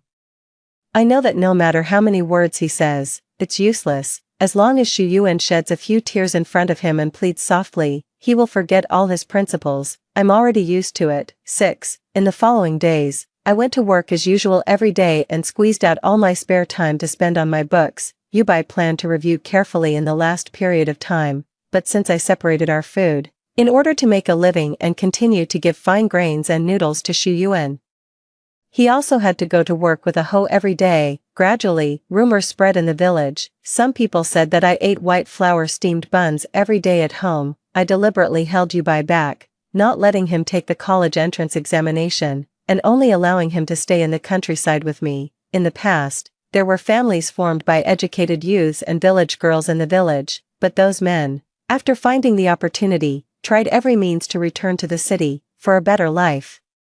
They even abandoned their wives and children. When someone asked Yubai about it, he mumbled and refused to make it clear. I didn't know about it until 5 days later. The neighbor's aunt looked at me with approval and said, "You little girl have some plans in your heart. You have to keep the man by your side and manage him well. What's the use of going to university and studying? If he makes progress, he'll fly away." I know that besides standing up for me, she was more interested in watching the excitement in their eyes. I, a village girl, was not worthy of Yubai from the city, so I naturally had to find ways to tie him down. I felt nauseous. Just as I was about to speak, a voice came from behind me. "Sister." I turned around and saw Jiyoung walking over, carrying a sack on his back and sweating profusely. After entering the door, he patted the food in the sack and laughed twice. "Sister, if you want to eat white flour, just tell me. You can eat as much as you want in the future. Now is a crucial period. You should let brother-in-law study at home. If he gets into university in the past, he can take you to the city to live a good life." 7. My mother passed away when I was 5 years old, and Jiyoung was only 2 years old at that time. Not long after, my father married another woman. Although he tried his best to take care of us, it wasn't easy to grow up under my stepmother's hand, especially after my father had another child. I don't know how Jiyoung got these grains, but looking at him, who was clearly in his growing years but as thin as a bamboo pole, my eyes couldn't help but turn sour. Jiyoung was anxious and said, "Sister, what happened? Did brother-in-law bully you? Tell me, and I'll teach him a lesson." In my previous life, after I went to the city, my life was in a mess. At that time, Jiyoung happened to come. He had been living a hard life in the countryside. But when he saw me eating a bowl of white rice with pickles, his face full of hardships, with red eyes, he stuffed the more than 200 yuan left in his pocket into my hand. When I chased after him, he, in his 30s, hunched over and ran fast. He was afraid of being caught up with me. In that family, I was a mother and wife who couldn't have any complaints. I was also an uneducated village girl who only deserved to live in Yubai's shadow. I hadn't felt such unreasonable favor for a long time. I smiled and said, "Sister is fine, I'm living a good life," but before I knew it, tears streamed down my face. 8. I found an excuse to soothe Jiyoung and sent him away. I know he didn't believe me, but I can't add to his burden anymore. In the evening, Yubai, who had been working, came back. Looking at the pile of grain on the ground, his face first showed joy, then, as if remembering something, he said awkwardly, "Did your family come?" I sneered, "Yeah. They heard that I made my man work like crazy every day so that I could eat white flour. They were afraid that I would be drowned by other people's gossip." Yubai's face turned red. "Lin-shi, I know I'm sorry for you, but don't involve Xiaoshu in this. She's a girl from the city, she can't stand those rumors. I was afraid something would happen to her. He didn't continue, but I knew what he meant. At that time, our daughter suddenly had a high fever and needed to be hospitalized. All the money in my hand had been spent on maintaining the household. In the end, we had to borrow money from Yubai's colleague to pay for the treatment." His colleague was puzzled at that time. "Professor Liu, your salary is not low. Why don't you have any money for this emergency?" Yubai didn't dare to say that he had given most of his money to Xu Yuan. He pushed the blame onto me. He said he had given all his salary to me. And who knew that I was wasteful and didn't have any money left in the end? When I found out, I had already gained a reputation for being wasteful and selfish in Yubai's circle. Everyone sympathized with him for marrying such a wife. Even our neighbor stood up for him. "Jian, I know you don't have much education, you eat and drink well every day, but the suit that Lao Lu is wearing has frayed edges. If you continue like this, if one day Lao Lu figures it out and leaves you, it will be too late for you to cry." I was so angry that I went back and questioned him why he treated me like that. Yubai, on the other hand, said confidently, "What's wrong with you being a housewife and being criticized? Anyway, you don't go out and meet people often. Xiaoshu is different, she's doing business outside, and her reputation is the most important thing. Don't let these things affect her." Now that time has turned back, Yubai is still the same Yubai. I don't want to say another word to him. When I turn around and want to leave, Yubai stops me. He said nervously, "Jian, can you not go and talk to Xiaoshu about these things? She's a girl with a thin skin. I promise that after I get into university and we go back to the city, I will ignore her. We will live a good life together in the future." It was as if there was a saw in my heart, and my heart was torn with pain. I know that the unwillingness buried deep inside me has resurfaced. I really want to ask him loudly, just like in my previous life. Ask him why he treated me like this. Why is it that only Xu Yuan's dignity is worth protecting, and mine isn't? But I just lower my eyes and hide all my emotions. No matter how many words I say, it's meaningless. You can't wake up someone who is pretending to be asleep. I twitch the corners of my mouth and look at him coldly. "Don't worry, I won't cause trouble for her." I turn around and go back to the room, looking at the striking date on the calendar. I say to myself, "Jian, you don't have to endure it for much longer. Just wait for 20 more days, you will be free." 9. Not only will I not expose this lie, but I will also let this situation continue. Yubai thought he had infinite time in the future. But he didn't know that this was his only chance to take the college entrance examination. When he returned to the city, his lazy younger brothers had already occupied the house and the job at home, and his mean mother not only wouldn't support him going to university but also always wanted to suck his blood to support his other sons. At that time, he would have no money, no house, no job, and Xu Yuan, who was always relying on him, where would Yubai get the energy to take the exam again? However, all these things have nothing to do with me. The time for the college entrance examination is getting closer day by day. And I don't want to waste any more time with him. Perhaps out of guilt, Yubai didn't go to see Xu Yuan in the following days. Even the dry food he gave her every day was sent by another educated youth. He started to leave early and come back late. One day, he even brought back a nest of bird eggs. When we were newly married, he once brought me a nest of bird eggs from the forest, just like today. At that time, I cooked them, and Yubai and I ate them, feeling sweet, but now, I just feel nauseous. What does he think of me? Does he think he can coax me with a sweet date after slapping me? 10. In the face of these changes, Xu Yuan was the first one who couldn't stand it. One day, when I was gathering firewood in the back mountain, she blocked my way. Xu Yuan was wearing a light pink shirt, and her slightly open collar revealed her white neck. She was like a flower about to bloom in the forest. She didn't fit in with this countryside. She was worlds apart from someone like me who grew up rooted in the land. She noticed my wandering gaze, and a trace of pride flashed in her eyes. "It looks good, doesn't it? I bought it with the cloth tickets that Brother Bai got for me." She thought I would be angry, but I wasn't. In my previous life, Yubai gave her even more. He gave her the startup capital for her business and introduced her to his contacts. I was so sad that I couldn't sleep at night, and I quarreled with him countless times. But later, I was tired of arguing and didn't care anymore. When I was about to leave, Xu Yuan blocked my way again. Jian, do you think if you didn't deliberately fall into the water and scheme for Brother Bai to save you, he would take a fancy to you? Brother Bai doesn't belong to you, and he doesn't belong to this remote countryside either. He has so many ideals and ambitions. After he gets into university, there will be a vast world outside. Do you think you will be worthy of him then? Xu Yuan said these words to me in my previous life. At that time, she was sitting in a luxury car and looking at me with disdain as I came back from the vegetable market. Brother Bai married you to have children for him and take care of the elderly. Your existence is no different from that of a nanny, but he gave me his money and love. At that time, my heart ached as if it had been stabbed, but now, I just sneered. Have you said enough, since you like him so much? Why didn't you be with him before we got married? At that time, Xu Yuan was flirting with the village chief's son, trying to find a way back to the city through their relationship. Later, the college entrance examination was restored, but she didn't pay attention to her studies all these years and couldn't get into university on her own, so she thought of you Bai again. Xu Yuan's face twisted strangely, and she suddenly knelt down with a thud. Tears welled up in her eyes. Sister-in-law, I promise I will stay away from Brother Bai. I beg you not to report this, it will ruin him. Before I could figure out what was wrong with her, she suddenly pushed me, and she rolled down the hillside. When I fell to the ground, my ankle was scratched by the scattered firewood, and blood dripped down, but a figure rushed out from behind and ran towards Xu Yuan quickly. When I finally came to, I saw Yu Bai holding Xu Yuan in his arms. Xu Yuan was covered in mud but unhurt.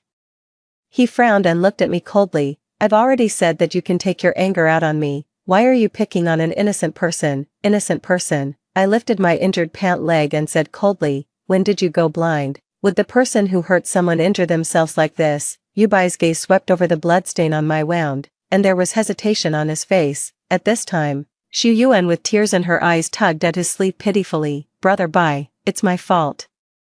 Just think I did it, I was just scared. She said she would report our matter to the commune. If you have a stain on you, you may not be able to take the college entrance examination in the future. As she cried, she fell into Yu Bai's arms with a pale face. Yu Bai believed her. Perhaps he just found an excuse for his heart that had already been biased. He gave me a cold look and turned away, holding Xu Yuan in his arms. Looking at their backs, I released my clenched fist. The coolness surging in my heart seemed to be slowly fading away. It doesn't matter, there are only 10 days left, I can get through it. 11. In order to comfort Xu Yuan, who was too sad, Yu Bai came back very late. From that day on, he seemed to have finally found a reason to meet Xu Yuan again and couldn't help it. Even at night, he still met her. I don't know what they were doing outside, and I don't care. Lying on the bed, I kept thinking about the questions I had seen and the texts I had memorized during the day. The young body is really useful. In my previous life, when I was older, I couldn't remember an article even after reading it 10 or 100 times, but now, I find that they have already been integrated in my mind. This feeling makes me feel very at ease, but when I closed my eyes and fell asleep, there was always an inexplicable worry in my heart. It was as if I had forgotten something important. It wasn't until the middle of the night that I was awakened by a huge noise, and I suddenly remembered, in my previous life, it rained heavily at this time. The house that Yu Bai and I lived in was specially vacated for the educated youth by the village. The house was in disrepair, and it couldn't hold up under the soaking of the rain. At that time, Yu Bai and I happened to be away, but this time, I just happened to be there. The raindrops as big as beans fell on my face and body. A thunderclap that resounded through the sky flashed overhead with lightning. It illuminated the tiles scattered around me and the fallen wooden beam. Looking at the dilapidated and dangerous house, I shivered and groped in the dark night against the rain. God finally gave me a chance to start over. I haven't been admitted to university yet, and I haven't led Jiang to a good life. I can't die here. But just then, the wall beside me collapsed towards me with a rumble under the washing of the rain. The heavy soil blocks pressed on my lower body, like putting a pair of shackles on me. I struggled and shouted desperately. However, in the overwhelming rain, no one could hear me. I suddenly hated it. I hated why God chose to let me start over but tortured me like this. I hated Yu Bai even more. If he hadn't gone to see Xu Yuan today, I wouldn't have ended up in such a situation. But what I hated even more was myself. I was so focused on the college entrance examination that I even forgot such an important thing. The rain kept pouring down, as if it wanted to take away all the heat from my body. Just as my consciousness was about to fade, I heard someone calling my name loudly. I struggled to open my eyes and saw Jiyoung braving the rain, digging at the mud with his bare hands, crying and laughing. "Sister, don't fall asleep, I'll get you out soon. Come on, everyone, my sister is here, please help." At his call, my father came with more people. When everyone carried me to the open ground, someone suddenly remembered. "Oh no, is the educated youth you also pressed underneath?" Everyone, help look for him, but soon, they found that there was no need to look anymore, because Yubai was standing in the crowd with an umbrella, together with Xu Yuan. 12. This sudden change caused most of the people in the village to gather around. Some of them held torches, and some held kerosene lamps, illuminating the open ground brightly. Yubai was squeezed in the crowd. When he saw my situation, his face changed, the umbrella fell to the ground, and he ran towards me quickly, but Jiyoung moved faster. He kicked Yubai to the ground and then punched him in the muddy water. "You bastard, where were you when my sister had an accident? Tell me, where were you? Do you know that she almost died just now?" Xu Yuan beside him let out a scream and tried to pull Jiyoung, but Jiyoung slapped her across the face. "Bitch, I've endured you for a long time. You eat the white flour steamed buns that my brother-in-law gave you every day, and you still have the nerve to rely on my sister. Are you so cheap that you have to steal someone else's man to be happy?" Yubai appeared with Xu Yuan in the middle of the night, leaving me, his wife, behind. This already made everyone feel strange. What Jiyoung said stirred up a lot of discussion. "I've always said that there's something fishy between them. I've seen the educated youth you send things to that educated youth Su more than once. Once I caught him, and he said that Ji Yan asked him to send them. TSK, the man from the city is unreliable. Even though he has a wife, he still flirts with other women and doesn't have the intention to settle down. That educated youth Su is the one without shame. She clearly knows that he has a wife but still flirts with him. Is this the upbringing of people from the city?" Everyone talked one after another, making Xu Yuan blush with shame. She cried and looked at Yubai who was lying on the ground. "Brother Bai," but Yubai seemed to be in a daze. He struggled to get up. "Jiyoung, let me go. I want to see your sister." Xu Yuan, who didn't get a response, sobbed and rushed out, covering her face, amidst the pointing and whispering of the crowd. At this time, the rain was getting heavier. My father glanced at my pale face and stopped Jiyoung, who wanted to strike again. Jiyoung gave Yubai one last punch, knocking him to the ground completely. He spat with a fierce expression. "Don't think my sister is easy to bully. I'll let you off this time. If there's a next time, I'll beat you to death." Since we, the parties involved, were leaving, the crowd gradually dispersed. Only Yubai, who was lying motionless in the rain, was left. Under the dark night, Yubai and I were getting farther and farther apart, step by step, just like in our previous life. Ever since I got married, there was no longer a place for me to live at my parents' home. The village party secretary could only arrange for me to stay in a makeshift storage room that had just been tidied up. After seeing that I was settled, my father, urged by my stepmother, turned and left. What had happened today was so sudden. I stared blankly at the empty wall. It wasn't until I suddenly remembered the textbook still lying in the muddy water that I stood up abruptly. Jiyoung stopped me and handed me a package. "Sister, is this what you're looking for?" I took it and couldn't help crying tears of joy when I saw the intact books inside. Thankfully, everything was okay. Jiyoung asked me, "Sister, are you going to take the college entrance examination?" I didn't know when he had discovered this, nor when he had learned about Yubai and Su Yuan's affair. Come to think of it, as a sister, I've been quite a failure. I nodded bitterly. Jiyoung asked again, "And what about him, Xiaoyang?" "I'm going to divorce him." Jiyoung stared at me with wide eyes, speechless for a long time. I knew he could stand up for me and beat Yubai, even force him to apologize, but he had never thought about me getting a divorce. In this era, once a woman mentioned divorce, even if it was the man's fault, it would be the woman who was stigmatized. Just because she was a woman. Just as he was about to say something, there was a knock on the door. Yubai's muffled voice came through. "Ji Yan, are you there?" "It's me." A trace of hostility flashed in Ji Yang's eyes. "I'll go and drive him away." I stopped him. Some things should have been made clear long ago. Besides, I had been holding back some words for a long time. 14. Standing at the door, Yubai was soaking wet, with bruises and cuts all over his face, the result of Ji Yang's beating. But he looked at me with concern. "Ji Yan, did you get hurt just now?" The concern in his eyes didn't seem fake, but I only found it extremely ironic. I didn't know what meaning there was in his words now. I said calmly, "Yubai, let's get a divorce." A bolt of lightning flashed across the sky.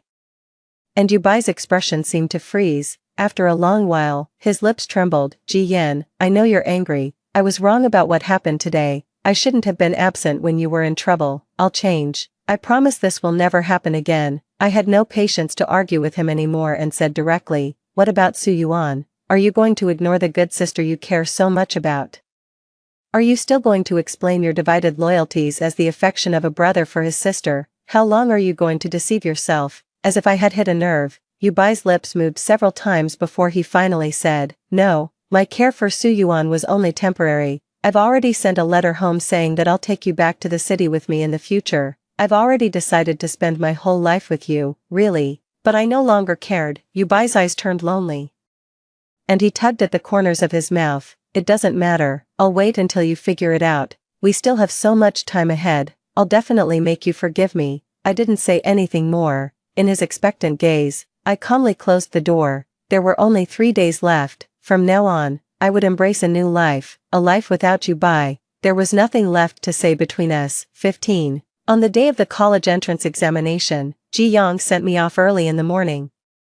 At the examination site, I saw Yubai and Su Yuan standing beside him. Su Yuan seemed to be saying something to him, but he was distracted until he saw us. These past few days, Yubai had lingered outside my door several times. Whether he pleaded or pretended to be pitiful, I refused to see him. When he saw me now, he greeted me excitedly, his voice gentle and ingratiating. Ji Yan, did you come to see me off for the exam? Don't worry, I'll do my best. After we go back to the city, I'll definitely make sure you live a good life. Before I could speak, Ji Yang said coldly, you're overthinking it. My sister is here to take the exam herself. Take the exam, her. Su Yuan beside him exclaimed in surprise, her face full of disdain. In her eyes, the college entrance examination was for educated youths like them. It had nothing to do with a village girl like me. Yubai was also taken aback. It was rather ironic that even Ji Yang knew I was preparing for the exam, yet he, who had been living with me day in and day out, hadn't noticed. Just as he was about to say something, the exam bell rang. I followed the crowd, passing him by and leaving him far behind. This exam was something I had longed for my entire life. At this moment,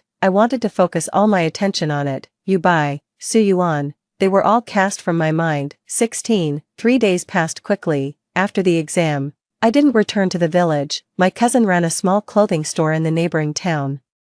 Knowing that I wanted to save money, she introduced me to work there. Every day, I got up at dawn to clean the store, organize the goods, and then greet customers with a smile and see them off with a smile. I felt extremely fulfilled here, almost forgetting the passage of time, until one day, Ji Yang rushed in. Out of breath, he grabbed my hands excitedly, his eyes beaming with joy. Sister, you made it, you got into university. My heart seemed to leap into my throat.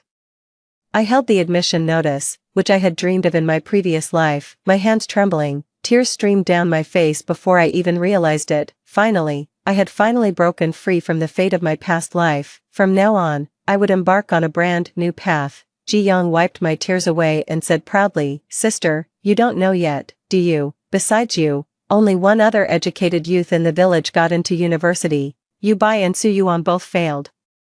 It's ridiculous how confident they were before, and now they've become a laughingstock. I wasn't surprised, although Yubai was knowledgeable. He hadn't focused on his studies recently because of his involvement with Su Yuan. As for Su Yuan, she hadn't passed the exam in her previous life either. I said calmly, did you take care of the things I asked you to do? At first, Ji Yang didn't agree with my divorce, but these days I had proven to him that I could live well on my own without Yubai.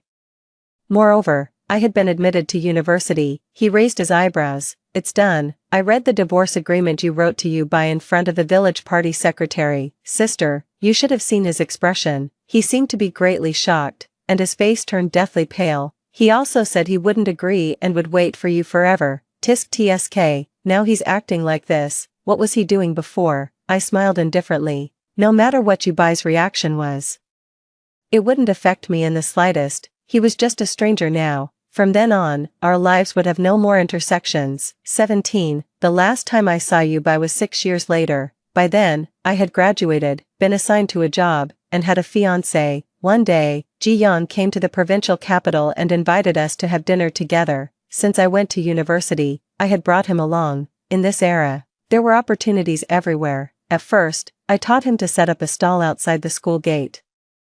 After the business took off, he learned from others and started wholesaling goods from Guangzhou to sell. Later, his business grew larger and larger, and he bought a house and a car. After not seeing him for a long time, he was dressed in a suit, looking high-spirited in every gesture, more impressive than most city people. Just as we finished our meal at the restaurant and walked out, we saw a vendor not far away, hunched over, limping, and drawing sugar paintings for children. When he saw me, a look of panic flashed across his face. He even left the money behind and limped away, pushing his cart. From now on, I no longer had to starve myself day after day. In fact, I had heard quite a bit about him over the years, mainly because Ji Yang had always been at odds with him and often went out of his way to inquire about him. I knew that after he returned to the city, he still married Su Yuan. He had planned to take the college entrance examination again, but there was no money at home.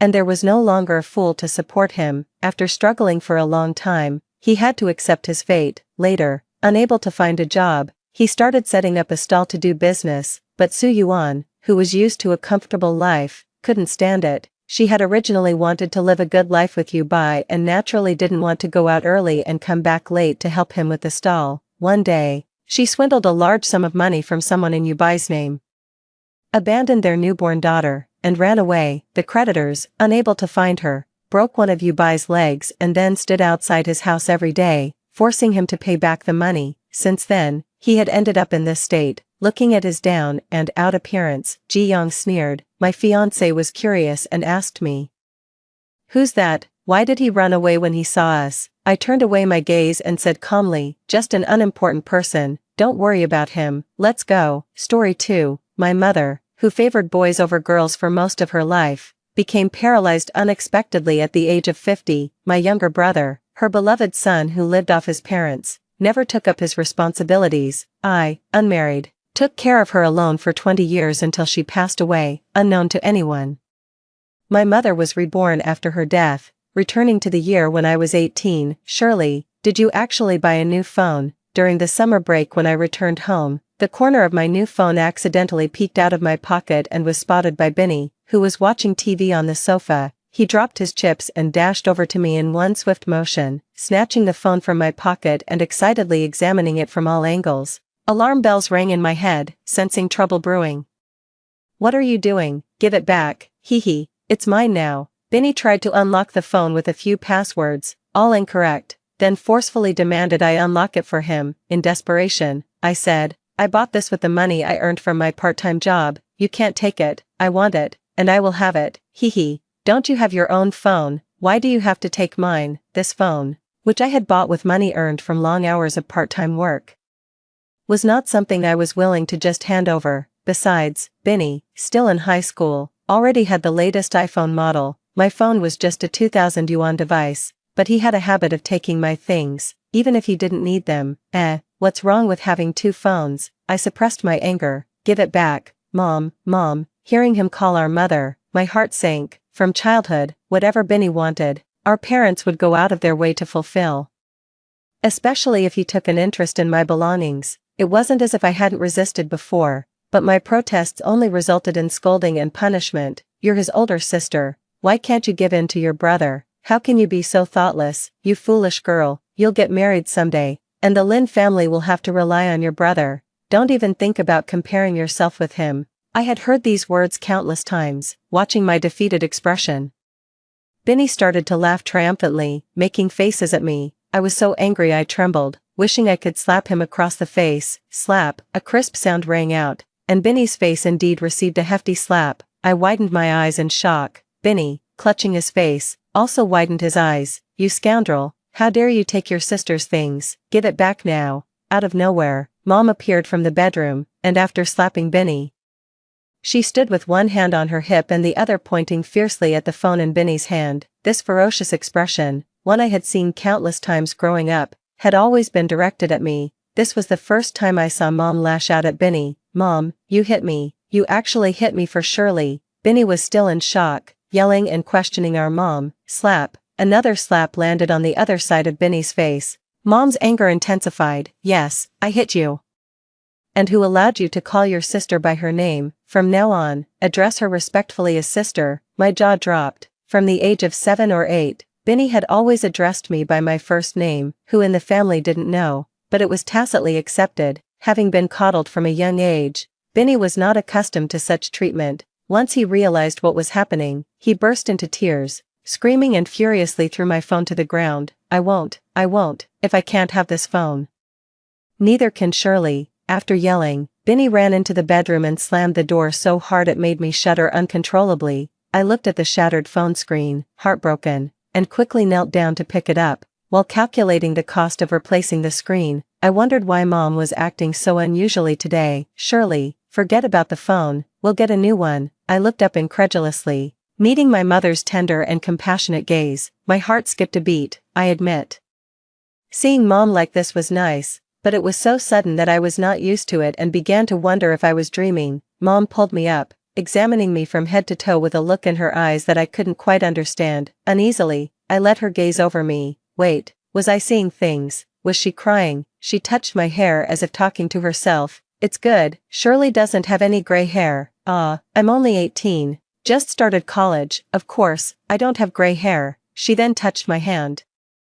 Your hands are still soft, no calluses. Well, I just do the dishes every day, it's not enough to cause calluses. She touched my back. Your back isn't bent, it's nice and straight. I frowned. I'm not an old woman, why would I have a hunched back? I couldn't hold back anymore. Mom, what's wrong? Mom wiped her tears and squeezed out a smile. Nothing's wrong, darling. I just woke up from a nap and heard your brother screaming. Your father and I have spoiled him too much, don't worry. He won't dare to steal your things again. If he dares to act like today, I'll teach him a lesson. As she spoke, Mom deliberately raised her voice towards Binny's bedroom. Bang, something in Binny's room fell. Mom smiled at me again, softly saying, Shirley, I'll give you 10,000 yuan, you can buy whatever phone you want. After speaking, she patted my hand and turned to pick up a rolling pin from the kitchen before heading to Binny's room. Who are you throwing things around for, Mom?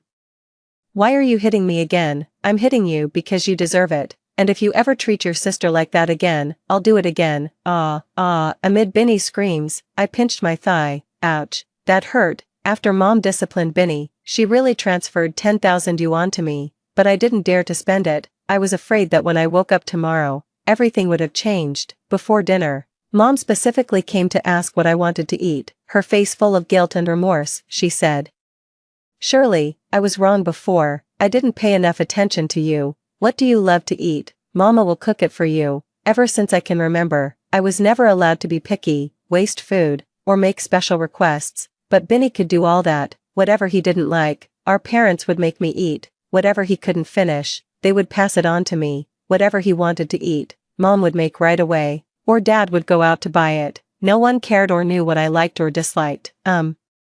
Anything is fine, Mom, I love everything you cook. To be honest, I don't even know what I like to eat. In my mind, I only know what I must eat and what I'm allowed to eat. I can't compete with Binny for the things he wants. Suddenly, tears welled up in Mom's eyes. Shirley, Mom has wronged you in the past, can you forgive me? I was completely taken aback. You must understand, my mom is known far and wide for her fierce temper and strong personality. When such a person suddenly apologizes and softens towards you, your first reaction isn't touched, it's shock. Mom, you don't need to do this. I even started to wonder if I had a tendency to be masochistic. Mom's sudden change of attitude towards me, a complete 180, was really hard for me to adjust to. At dinner, Mom cooked a huge feast, complete with chicken, duck, fish, meat, and a variety of vegetarian dishes, almost as elaborate as our annual New Year's Eve dinner. She came out of the kitchen sweating from the heat but with a smile on her face. It's good to be able to move around. Shirley, come and eat. Mom, let's wait for Dad to come back and eat together. Mom pulled me to sit down and started serving food into my bowl while saying,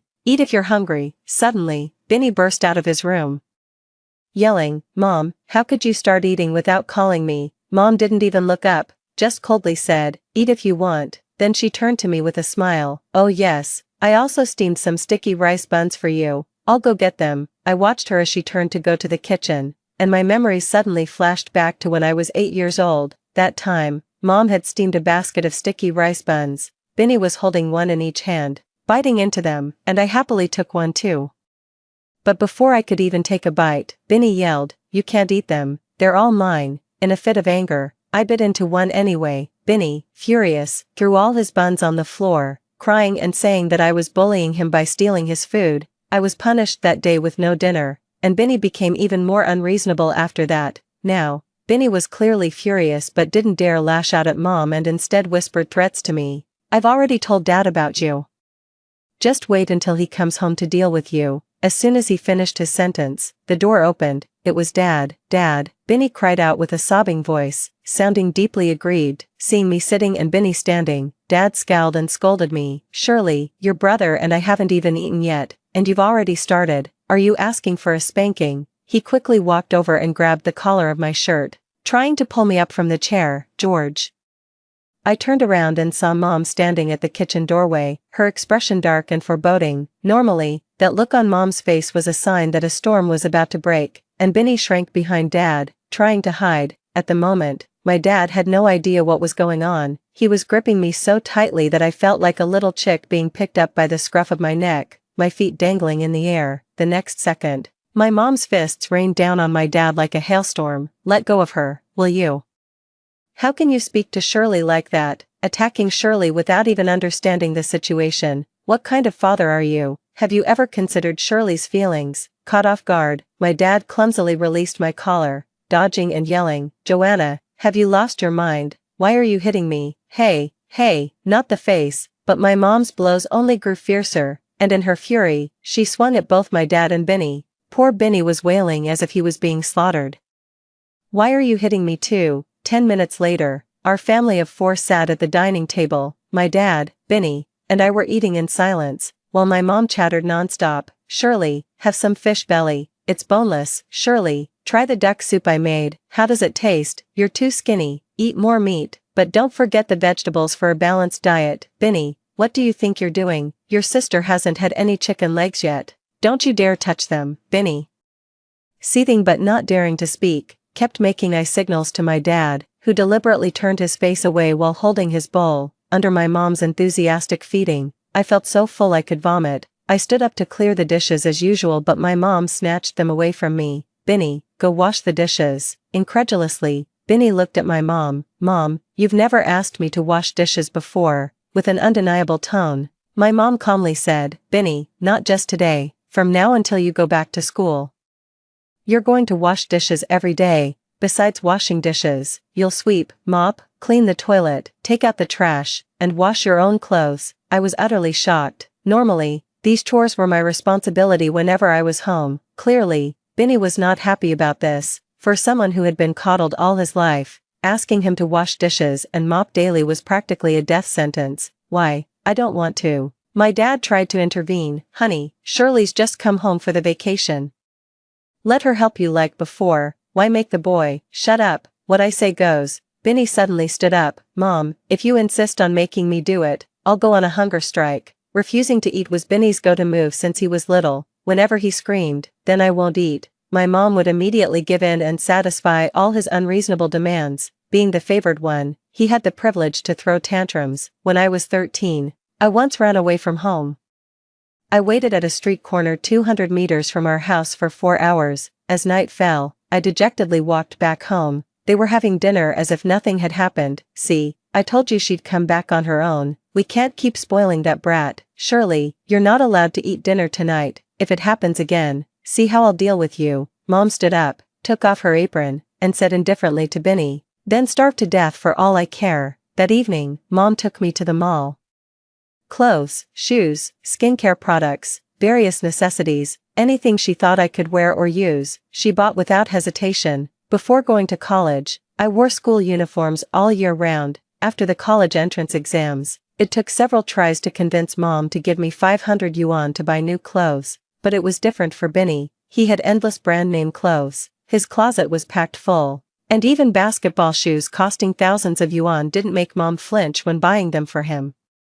So, usually, I was satisfied when Mom was willing to buy me clothes, but today she went on a shopping spree as if money was no object, which made me uneasy. "Mom, stop buying, it's enough." Mom turned a deaf ear, almost as if she wanted to move the entire mall back home. The next morning when I woke up, everything that had happened the day before felt like a dream. Benny tiptoed out to use the bathroom. and Mom was nowhere to be seen. "Watch your step, Master, over here, take it slow."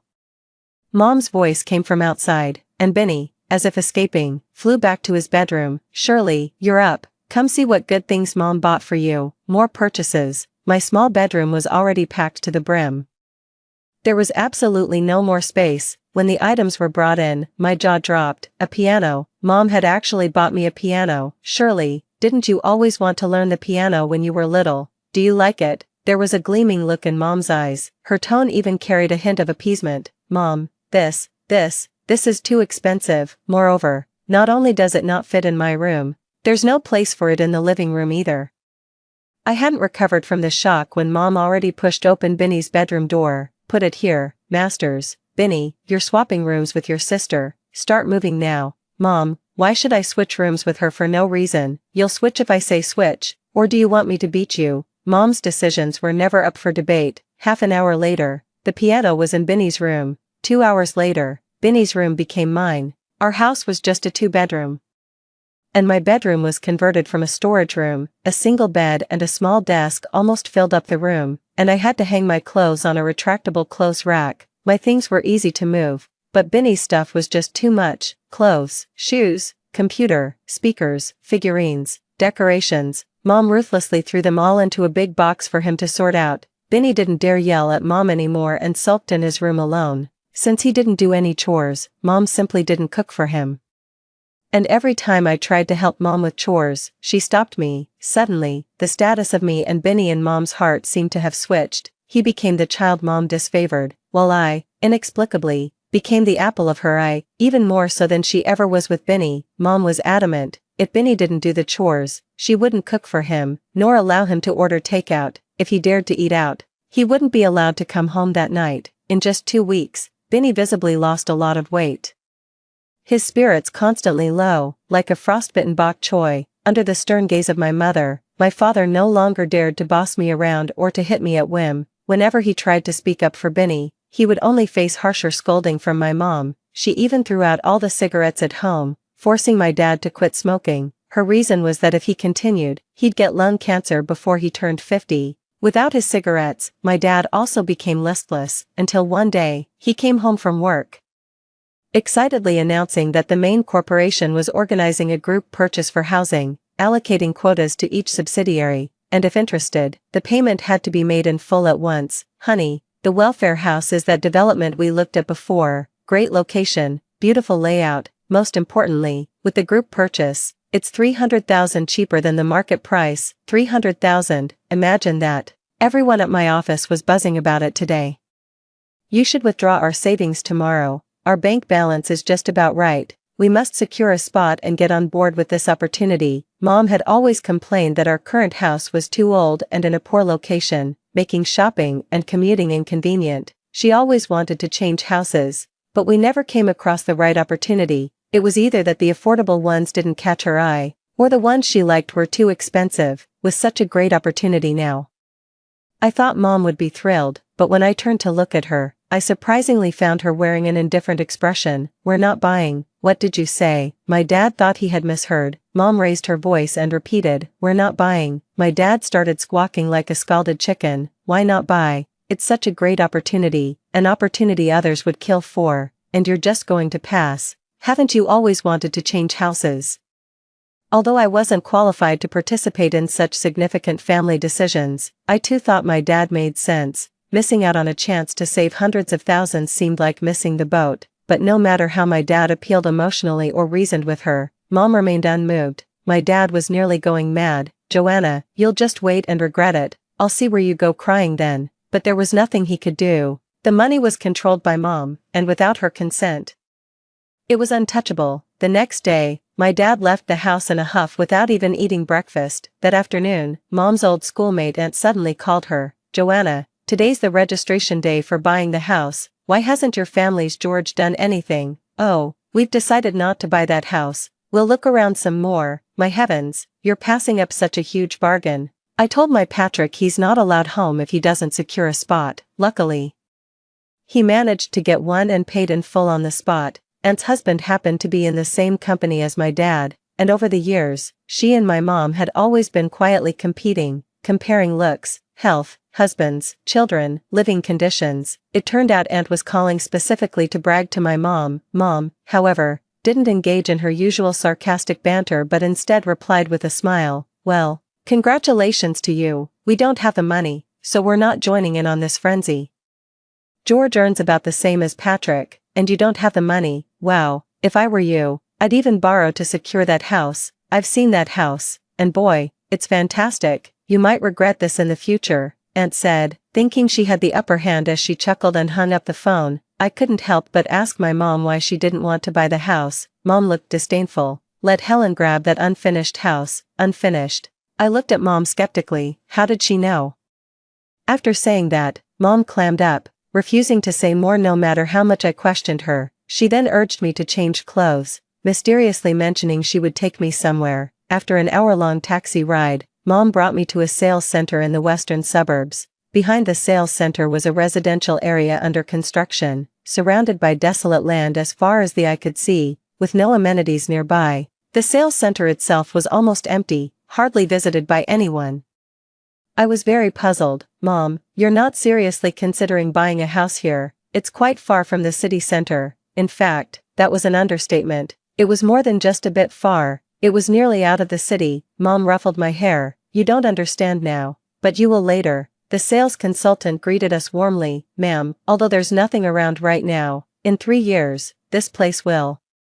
A pretty consultant began to enthusiastically point out the future benefits of the development, attempting to, well, not to hoodwink us, but to highlight the advantages of investing here. Mom interrupted her. I know all that, just show me the floor plans and the current prices. Ma'am, you really have a keen eye, the consultant exclaimed, given its distance from the city and the surrounding barren land. The current prices were incredibly low. I watched, dumbfounded, as Mom chose 2 3-bedroom apartments in the best building and immediately paid the deposit without a second thought. The consultant was overjoyed, hardly able to keep her mouth closed. I was flabbergasted. Mom, aren't you going to discuss this with Dad? He knows nothing. By the time we finished discussing, it would be too late. I nervously swallowed. There was likely to be a big fight between Mom and Dad, sure enough.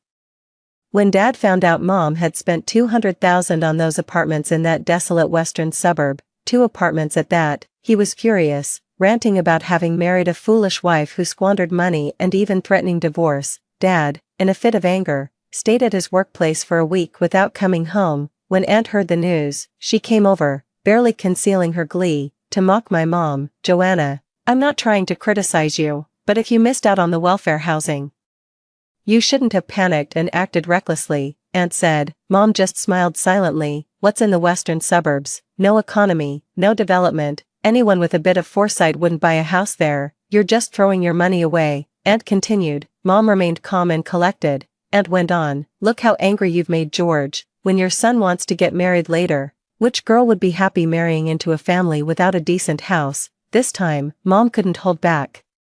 Who said I bought this for my son? This is for my daughter and my retirement. If my son wants to marry, he can earn his own way. Aunt was stunned, muttering under her breath if Mom had lost her mind from some shock. I'm perfectly fine, never been clearer, Mom retorted. Aunt snorted with laughter. Keep talking tough, I'll just wait and see the day you regret this. Then, Aunt left. I was still in shock for a long time. Those 2 houses. Not only did Mom have no intention of giving one to Benny, but she was actually planning to leave one for me. Oh my God, did I hear that right? Mom was acting out of character, and I, the direct beneficiary, couldn't help but share Aunt's suspicion. Had something really affected my mom's mind? Moreover, I was worried that this might actually lead my parents to divorce. Mom seemed to see through my concerns and reassured me. Don't worry, your dad will be back by next week at the latest. How could she be so sure? But before my dad returned, my grandmother arrived first. After receiving an urgent plea from Benny,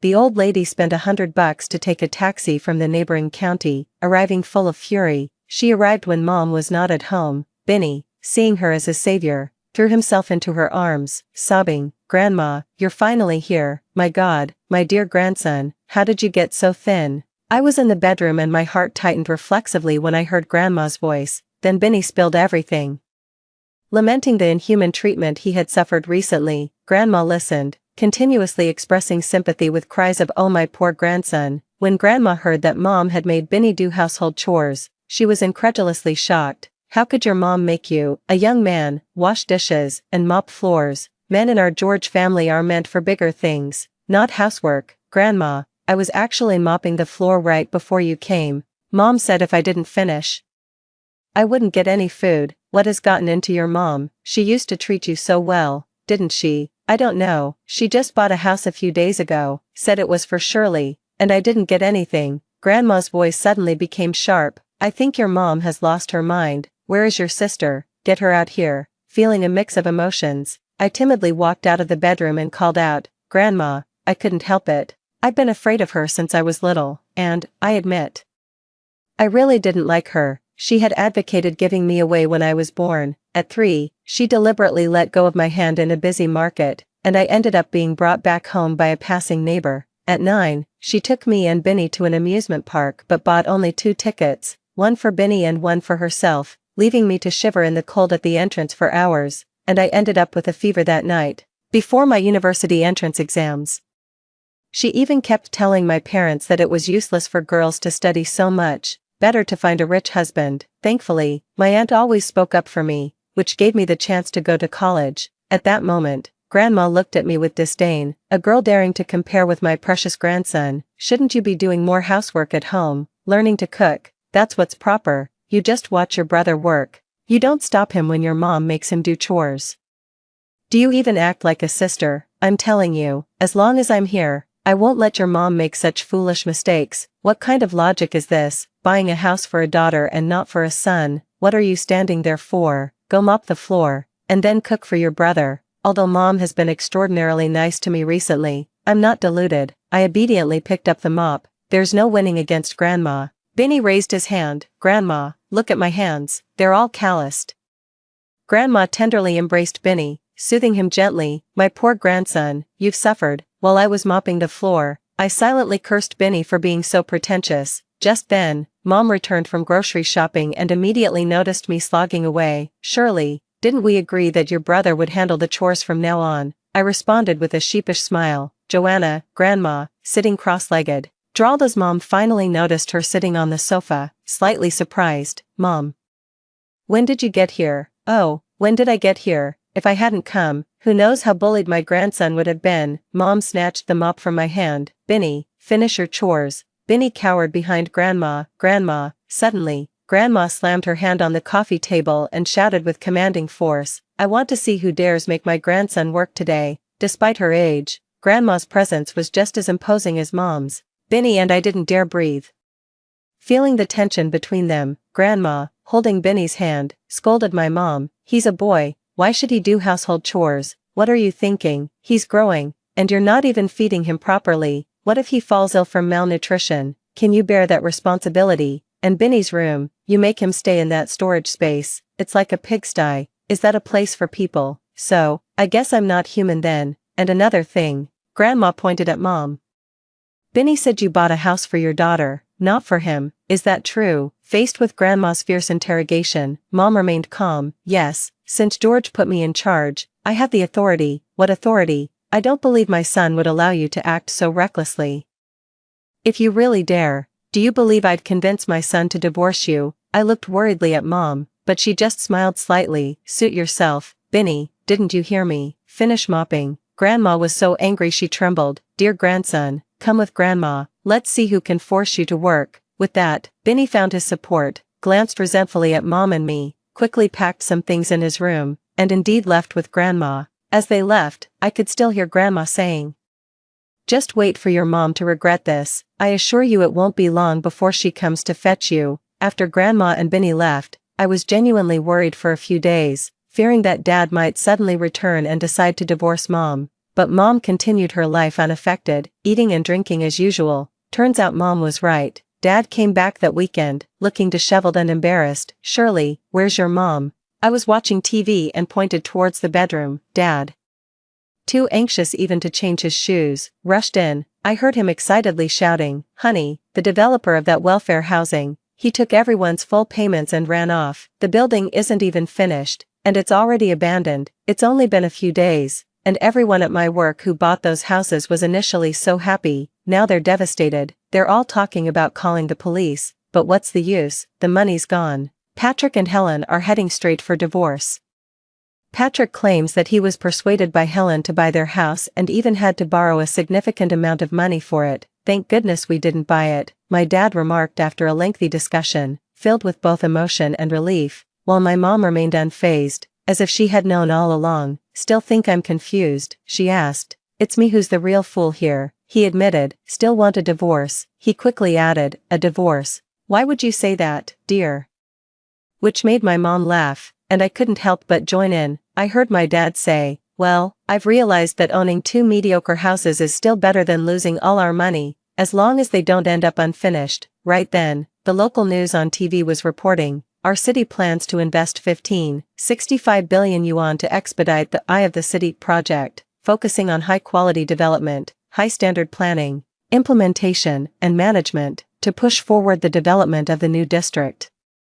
The project, which includes commercial, educational, medical, and leisure facilities, aims to be completed by 2025 and will undoubtedly boost the surrounding commercial and residential areas. The TV screen showed the sales center my mom and I had visited that day, leaving a profound impact on my young mind. My mom appeared to me like a deity. Dad, Mom, come and look. Even before the new year, our home's atmosphere was more festive than the holiday itself, although my mom seemed calm.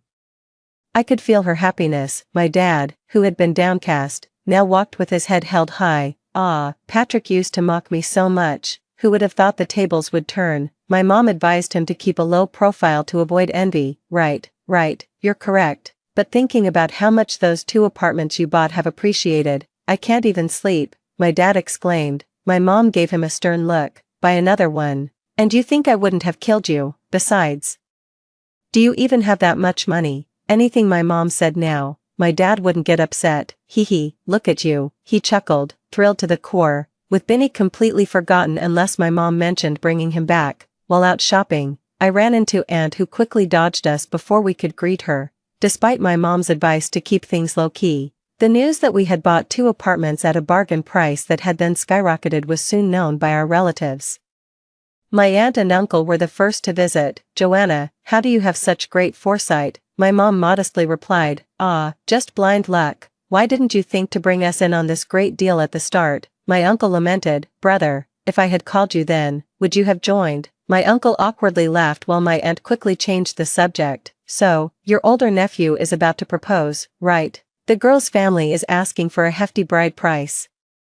And we're struggling to prepare both the bride price and a house, she hinted heavily, but my mom pretended not to catch on. I've met the girl once, she's nice, I'm sure they'll have a happy marriage, my mom replied, as my aunt subtly coughed, hinting further, oh well, that's why we thought we should hurry up and settle this marriage. Mom agreed, yes, we need to do it quickly. My uncle couldn't hold back any longer. Joanna, I'm really tight on money right now. Do you think you could help out? Mom laughed, though there was a hint of distance in her smile. Brother, sister-in-law, it's not that I don't want to help, but I really don't have any cash on hand since I bought the house. It seemed Mom had made up her mind not to lend the money, and I couldn't understand her tactics. Over the years, my uncle and aunt had borrowed money not just once or twice, and Mom had always been quick to help. Why the change today, when my uncle and aunt left? They looked quite upset. Joanna, I am your own brother. Don't you care about our sibling bond? Don't you think about the day when you might need my help? Mom said emotionlessly, brother, I will give a generous red envelope for my grandnephew's wedding. When my aunt heard that Mom hadn't lent them the money, she came storming over to confront her. Joanna, have you forgotten what our parents said before they passed? The 3 of us must support and help each other.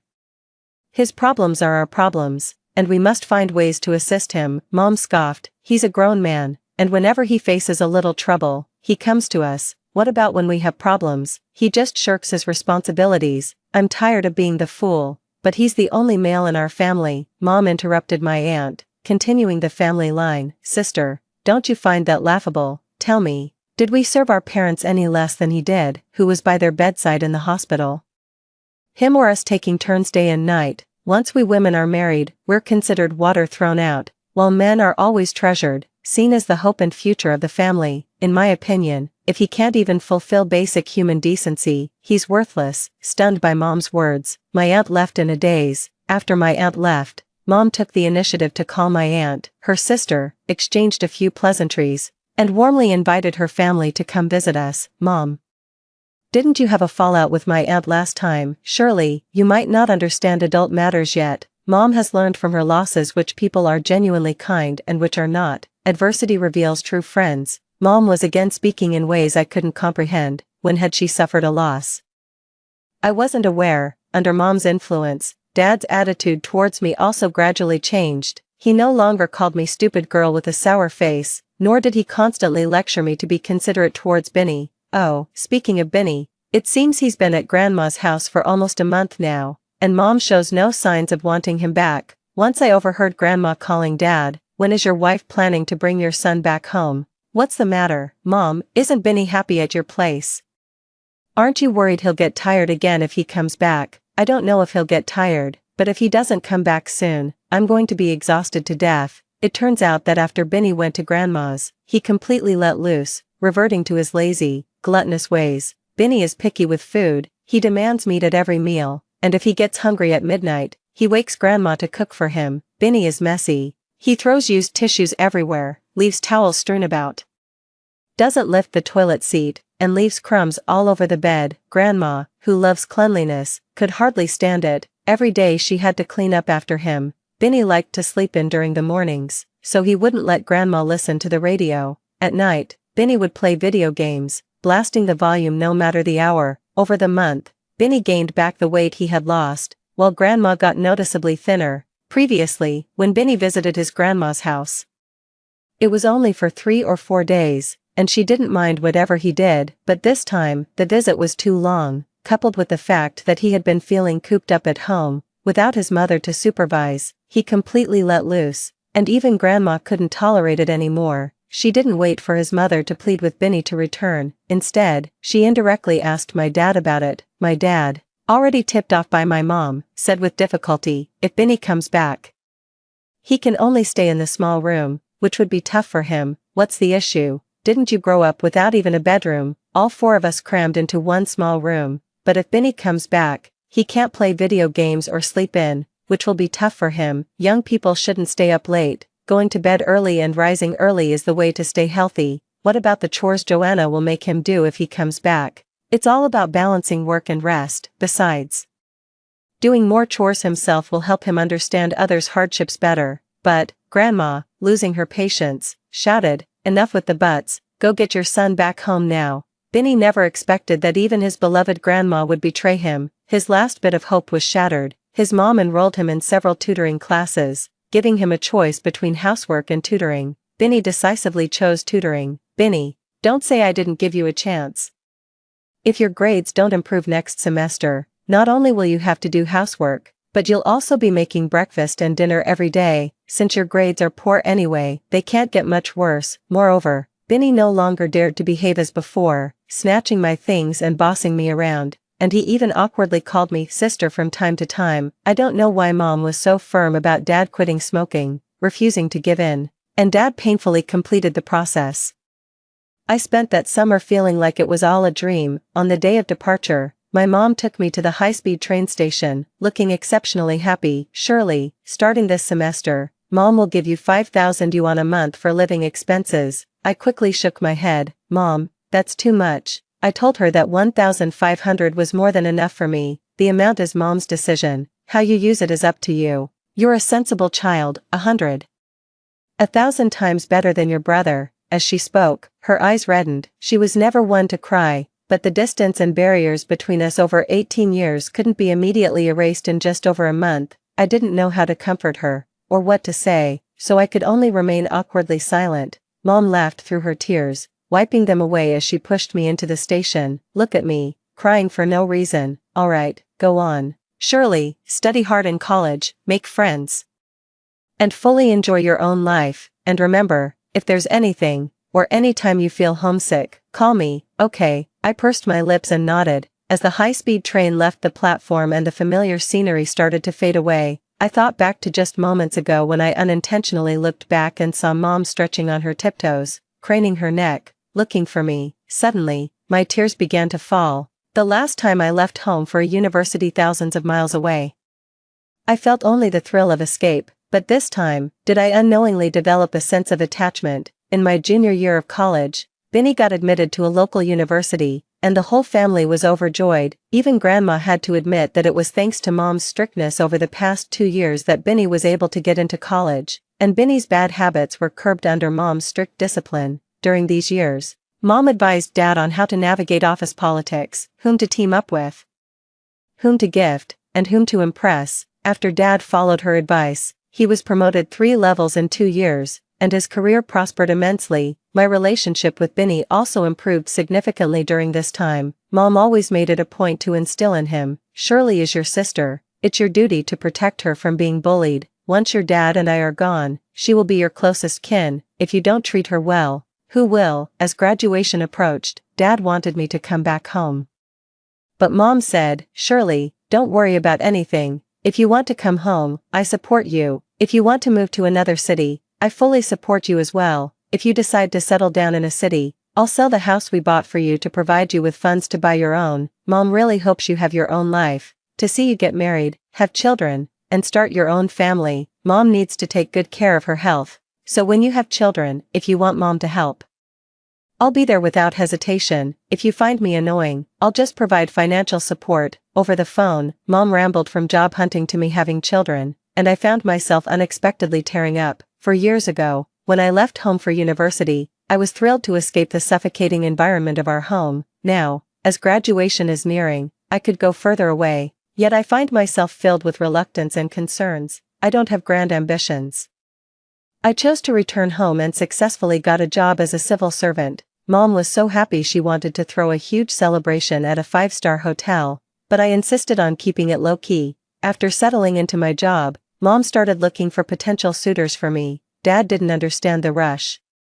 Shirley is still so young, what's the hurry? But Mom scolded him for knowing nothing. Good guys are in high demand. If Shirley finds someone decent, they can date for a couple of years to get to know each other well before getting married. Ideally, she'd have 2 kids before turning 30. Then I can look after the kids while Shirley focuses on her career. I couldn't help but interject, Mom, I think 1 child will be enough. Without hesitation, Mom replied, sure, 1 is also good.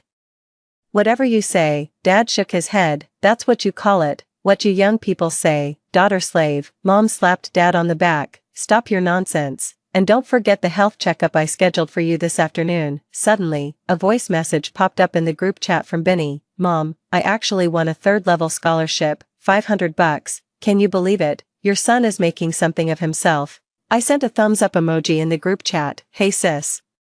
Isn't your birthday coming up? How about I buy you a lipstick? Mom teased, you rascal, what's the point of a birthday gift if you spoil the surprise? Dad was delighted. Not bad, not bad. The son takes after me, a late bloomer my foot. I've always said this, once he graduates, he needs to find a job and fight for his own house. Don't even think about relying on us. Dad insisted, look at you, being too harsh on Binny. The kid just won an award, and instead of celebrating, you bring this up. Besides, which young person can afford to buy a house on their own these days? Mom countered. Mom and Dad started bickering again. The afternoon sun streamed through the windows of the new house, warming my body. Suddenly, a phrase popped into my mind. The sun is warm, and the days are peaceful. This was exactly why I chose to come home. Extra Chapter 20. After Mom passed away, I went back to the old house to sort through her belongings, exhausted. I leaned against her bed to rest and somehow fell asleep. In my dream, I was back in my 20s. Dad had passed away early from lung cancer, and Mom, alone, had used her savings to buy Binny a house, pay the dowry, and cover the wedding expenses. But on the day of the wedding, Mom was in a car accident and woke up paralyzed from the waist down. The doctors said she would never recover. Binny, having just married, said it was inconvenient to care for our paralyzed mother and left her in my care. I couldn't neglect Mom, so I took on the responsibility. To better care for Mom, I rented a 2-bedroom house, but my meager salary couldn't cover the rent, our daily expenses, and Mom's medical bills, so I took on several jobs. Initially, Binny helped out with some money, but over time, he started making excuses. I asked my uncle for help, but he said he had his own grandsons to look after and couldn't do much. Thankfully, my aunt and my other uncle occasionally helped us through the toughest times. The financial issues were minor compared to Mom's psychological struggles. Hearing him call out to Mom, my heart sank. I spent my days wiping her body, cleaning up after her incontinence, massaging her legs to prevent muscle atrophy, trying to make her laugh with jokes, and pretending not to see her tears. We depended solely on each other. Day by day, 1 year, 5 years, 10 years, 20 years. The constant physical and emotional toll turned my hair white and my hands calloused before I even reached 50. I never married. As Mom lay dying, she held my hand, crying like a child. "Shirley, I'm so sorry I let you down this life." Every day, I pray to God, hoping we'll have another life together, praying for a chance to make things right. Mom, it was my daughter who woke me up." "Why are you sleeping while sitting? Be careful not to catch a cold." I was still in a daze. Unable to stop thinking about the dream I had, my thoughts suddenly snapped back to that summer when I was 18. An unusual turn of events had changed the destiny of Binny, myself, and our entire family. "So, that's how it was. Mom, you're crying. I miss Grandma, but when Grandma passed away, she told you not to be sad. She said she lived a fulfilling life without any regrets." "Yes, your grandma did everything she wanted to do.